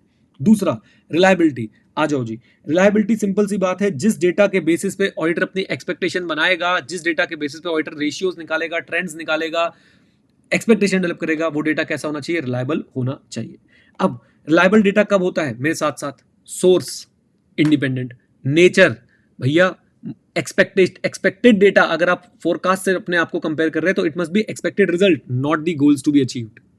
ओके, उसके बाद क्या था हमारे पास, सोर्स नेचर। एक और बताओ जल्दी से, सोर्स नेचर, कम ऑन। तीसरा पॉइंट क्या था, सोर्स नेचर के बाद कंपेरेबल, आपका डेटा कैसा होना चाहिए, कंपेरेबल होना चाहिए। अगर आप ब्रॉड इंडस्ट्री डेटा उठा रहे हैं, it must B supplemented, it must be adjusted. And finally हमने देखा था कंट्रोल्स होने चाहिए डेटा के ऊपर, राइट। तो source, nature, comparability and what, control. I hope याद रख लेंगे। अगेन आईसीए स्टडी मैट में नहीं दिया है, मैंने आपको एक्स्ट्रा नॉलेज थोड़ी सी दे दी है, कल को पूछ ले तो आपको पता होना चाहिए कि फैक्टर्स कंसिडरिंग रिलायबिलिटी क्या होते हैं, factors to be considered for considering reliability क्या होते हैं। नाउ डेवलप एन एक्सपेक्टेशन, इसके लिए तो सिर्फ एक ही बात बोलूंगा, ऑडिटर को रिकॉर्डेड अमाउंट की एक एक्सपेक्टेशन डेवलप करनी है। That expectation must be sufficiently precise so that we can identify the misstatement which may cause material misstatement in the financial statement. दोबारा बोलता हूं, auditor has to develop an expectation, that expectation must be sufficiently precise, and why it should be precise, so that auditor can identify what, auditor can identify the misstatements and ultimately decide whether financial statement are materially misstated or not. And difference, अब difference में क्या है, आपको क्या करना है, आपने वो डिफरेंस का अमाउंट डिटरमाइन करना है, that is acceptable without further investigation. तो क्या डिफरेंस आप विदाउट फर्दर इन्वेस्टिगेशन एक्सेप्ट करने के लिए तैयार है, वो भी आप लोगों को डिटरमाइन कर लेना है। Kind of performance materiality, kind of threshold आपने डिसाइड कर लेना है। आइए देन हम लोग चलते हैं आगे, और अब हमारे पास 2 टॉपिक बचे हैं जो बहुत ही इंपॉर्टेंट है। नंबर 1 इन्वेस्टिगेशन, बट आसान है। इन्वेस्टिगेशन कब करते हैं हम लोग, इन्वेस्टिगेशन कब करते हैं, जब इनकंसिस्टेंट रिलेशनशिप मिला, जब एक्चुअल वैल्यू एक्सपेक्टेड वैल्यू से सब्सटैंशियली डिफर करती है। दोनों के एग्जांपल, क्रेडिट सेल बढ़ रही है भैया, डेटर भी बढ़ने चाहिए थे। एक्चुअल वैल्यू एक्सपेक्टेड वैल्यू से बहुत डिफर कर रही है। इन्वेंट्री टर्नओवर रेशियो जो है वो काफी कम है एक्सपेक्टेशन से। ओके, इन्वेस्टिगेशन कब, जब डिफरेंस मिला। जब इन्वेस्टिगेशन कब, नंबर 1 जब रिलेशनशिप इनकंसिस्टेंट है और जब एक्चुअल वैल्यू और एक्सपेक्टेड वैल्यू में सब्सटैंशियल डिफरेंस है। कैसे, मैनेजमेंट से इंक्वायर करेंगे, क्या इंक्वायर करके चुप बैठ जाएंगे, वो बोल रहा है कुएं में कूद जाओ तो कूद जाओगे बेटा, नहीं बेटा नहीं। हम लोग एप्रोप्रिएट एविडेंस इकट्ठा करेंगे मैनेजमेंट के रिस्पॉन्स के लिए। कैसे, जो हमारी अंडरस्टैंडिंग है एंटिटी की और एनवायरमेंट की उसकी मदद से, और साथ साथ में जो हमें दूसरा ऑडिट एविडेंस मिला है थ्रू आउट द ऑडिट उसकी मदद से। अब अगर आप लोग उसके रिस्पॉन्स के लिए एविडेंस नहीं ढूंढ पा रहे हैं, यानी या तो एक्सप्लेनेशन मिली नहीं है या एक्सप्लेनेशन दी है वो एडिक्वेट नहीं है, basically you are not satisfied, तो आप लोग अब क्या करने वाले हैं? उस केस में आप लोगों को बोला गया perform audit procedure as we necessary in the circumstances. आ जाइए आखिरी point, analytical procedure. Analytical procedure जो ऑडिटर को हेल्प करते हैं किस में? In forming the conclusion. देखो पैराग्राफ फॉर्म है लेकिन कीवर्ड्स मार्क करा के फ्लो में याद करा दूंगा। ऑडिटर कंक्लूजन बनाता है डिफरेंट कंपोनेंट्स पे, asset, liability, income, expenditure, capital पे। Analytical procedure near end of audit help करते हैं उन कंक्लूजन्स को कंफर्म करने में। ऑडिटर कंक्लूजन बनाता है डिफरेंट कंपोनेंट पे, near audit and analytical procedure help करते हैं उन कंक्लूजन्स को कंफर्म करने में। इससे ऑडिटर को क्या मदद मिलेगी? इससे ऑडिटर को मदद मिलेगी उन कंक्लूजन्स तक पहुंचने की जिसके बेसिस पे वो अपना ओपिनियन बना पाएगा। और नियर ईयर एंड वाले एनालिटिकल प्रोसीजर क्या अनकवर कर सकते हैं? न्यू रोमम which might lead to change in the audit risk assessment and the audit procedure as per 315 and 330। एक बार दोबारा बोलूंगा, ऑडिटर कंक्लूजन बनाता है रिगार्डिंग डिफरेंट कंपोनेंट और एनालिटिकल प्रोसीजर एंड में करके वो उन कंक्लूजन्स को कंफर्म करता है। ओके। थर्ड, ऐसे एनालिटिकल प्रोसीजर से ऑडिटर को मदद मिलती है रीजनेबल कंक्लूजन्स बनाने पे जिस पे ओपिनियन बेस करेगा। इट में also uncover new risk of middle statement which will ultimately lead to change in the risk assessment procedure and further audit procedure as per 315 and 330। Done. लीजिए ये हमारी revision भी हो गई है कंप्लीट। अब थोड़ी सी फुर्सत से एक काम करते हैं और वो काम क्या करते हैं? एक केस स्टडी करते हैं जो ICAI ने चैप्टर नंबर 3 में दे रखी है। आ जाइए मेरे साथ। ओके देखो जी, CA Anuthi has been offered appointment as auditor of NSE listed company. NSE क्या होता है बेटा? बेटा NSE क्या होता है? CA फाइनल वालों बोलो। चलो ठीक है, national stock exchange. She has already ticked check boxes. बस आ जाओ आ जाओ आ जाओ आ जाओ। She has already ticked check boxes relating to her independence related to company and integrity of promoters and key management personnel. बेटा ये सुन के कौन से ऐसे वाली फील आ रही है? कौन से ऐसे वाली फील आ रही है सुन के मुझे बताओ? 220 वाली। लेकिन मुझे एक बात बताना, क्या साथ साथ थोड़ी सी फील 300 की आई? 300 की, 300 याद है आपको? 300 300 याद है? 300 में प्रिलिमिनरी एंगेजमेंट एक्टिविटी होती थी। मैंने क्या क्या बोल के याद कराया तुम्हें दुष्टो? 220 220 210 याद आया? हाँ very good Radhika, 220 220 210 come on. अच्छा okay, being satisfied on this count and after sending formal engagement letter to the company, she is in the middle of planning activities for the company's audit. Okay, owner of the country's one of the topmost writing instrument brand above said company। अच्छा तो भाई company का काम क्या है? Writing instrument brand का जो है वो बेसिकली राइटिंग इंस्ट्रूमेंट पेन बनाती है यार, पेन पेंसिल वगैरह। Above side companies in business of producing, लो लिख ही दिया, ball pen, gel pen, markers, folder, general stationery product. ठीक है भाई। Okay, business profile of the company including its brief history, details of key managerial person and brief description of companies activity was obtained by her. She has also studied reports relating to growth of India's stationery market due to greater demand and impact of government-driven schemes like सर्व शिक्षा अभियान। क्या? अच्छा एक बार बताओ, पढ़ाओ या ना पढ़ाओ, बट ये कौन सा स्टैंडर्ड चलता हुआ लग रहा है यहाँ पे? ये कौन सा स्टैंडर्ड चलता हुआ लग रहा है यहाँ पे आपको? वेरी गुड राधिका, आप लोग देख रहे हैं details of its key managerial person, brief description, reports relating to growth of India stationery, right, और डिफरेंट डिफरेंट चीज़ों का इम्पैक्ट इसके ऊपर। Besides, she has also obtained risk management policy of the company, which contain company strategy to contain various risk। Sorry, हाँ जी, मेरे हिसाब से यहाँ पे 315 चलता हुआ लग रहा है मुझे तो। आओ, on perusal of financial statement, लो भाई फाइनेंशियल स्टेटमेंट मिल गई है। It is noticed that company's inventory as close of the financial year stood at 200 crores, which constitute 25% of the total asset. She is planning to identify significant audit risk pertaining to valuation of inventory. She is also considering about materiality level for financial statement as a whole। चलिए question खत्म, आइए चलते जरा आगे। अच्छा अश्विनी, आप जो बोल रहे हो ना इंटीग्रिटी ऑफ मैनेजमेंट, वो यहाँ पे हो गया था वो और वैसे भी मैं आपको बोलूंगा कि ऑडिट में जब आप हैं तो जब भी ऑडिट की बात हो तो कोशिश करें ऐसे 220 कोट करें अनलेस अदरवाइज स्पेसिफाइड। आइए नाउ पहला question, the compliance with independence requirement and verification of integrity of promoters and KMP has been ensured by CA Anuthi. In this regard which of the following statement is likely to be a complete statement? बताइए जी। हाँ जी, everyone, such activities are required to be performed strictly in terms of requirement and procedure outlined in the code of ethics issued by ICI। जो इसने काम किया है ना ऊपर, इंडिपेंडेंस चेक करना, इंटीग्रिटी चेक करना, वो क्या कोड में लिखी हुई है। दूसरा, such activities are required to be performed in respect of audit engagement in accordance with 220 and these preliminary engagement activities are specifically identified in 210। Such activities are required to be performed in respect of an audit engagement in accordance with 220 and these preliminary engagement activity form part of planning an audit in accordance with SA 300।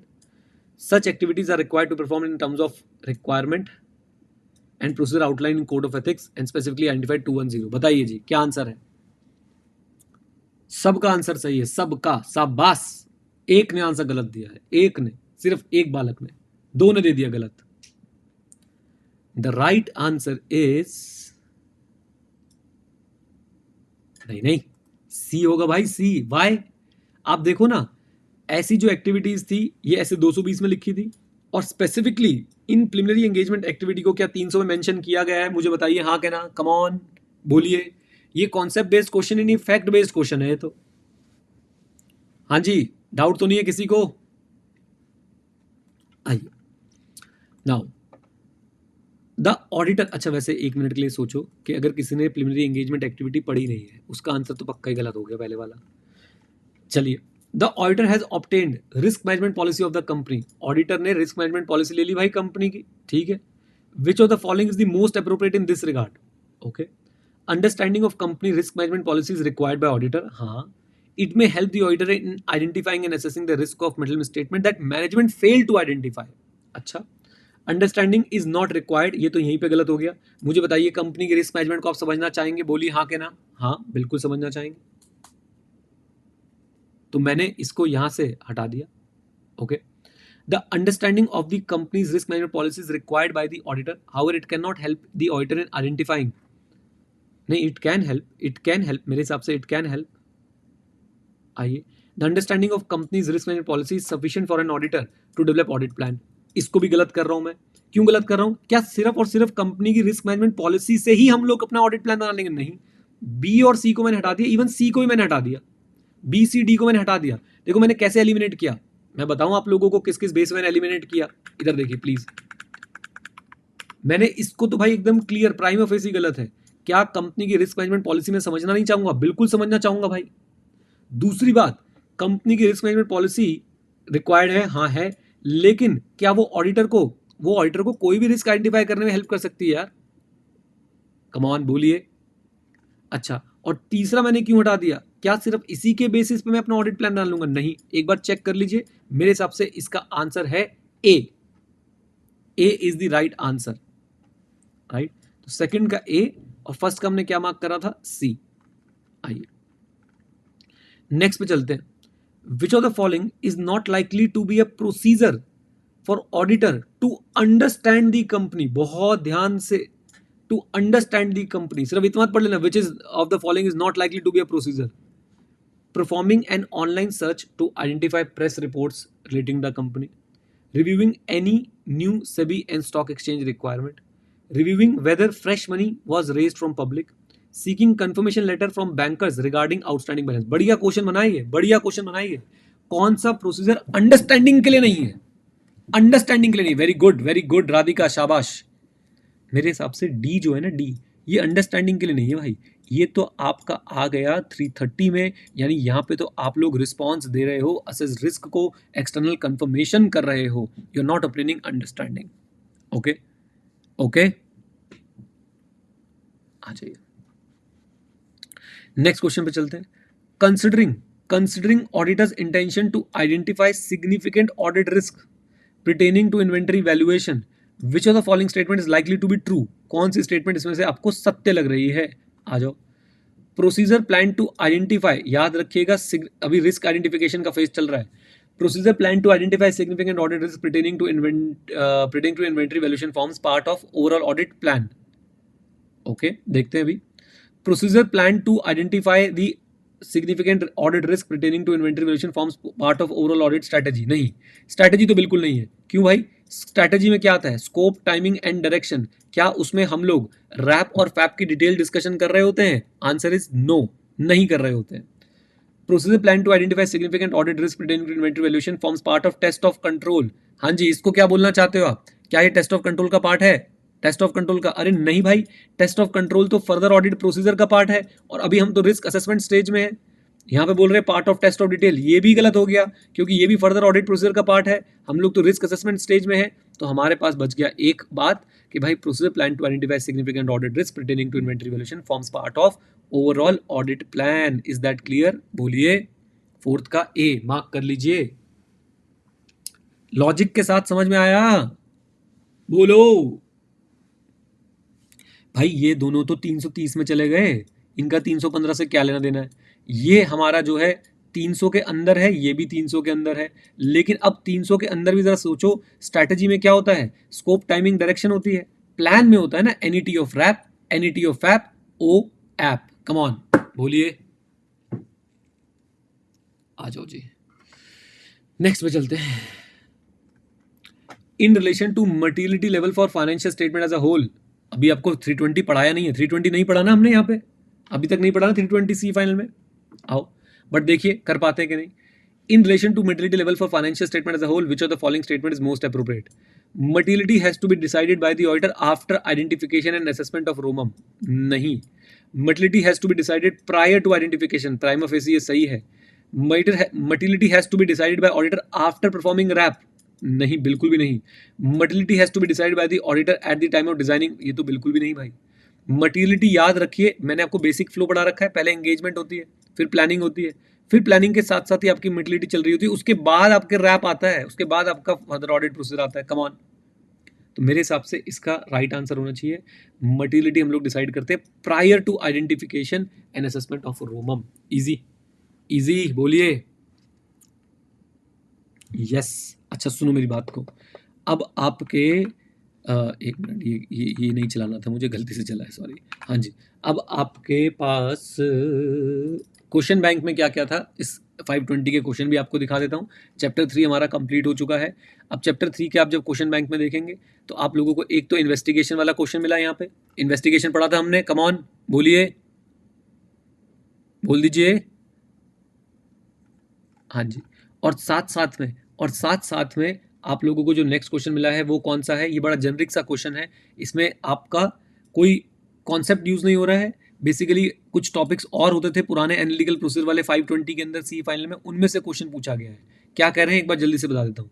You want to use analytical procedure in respect of room rental as well as payroll expenses. तो आप predictive model use करेंगे। Predictive model कैसे use करने वाले हैं?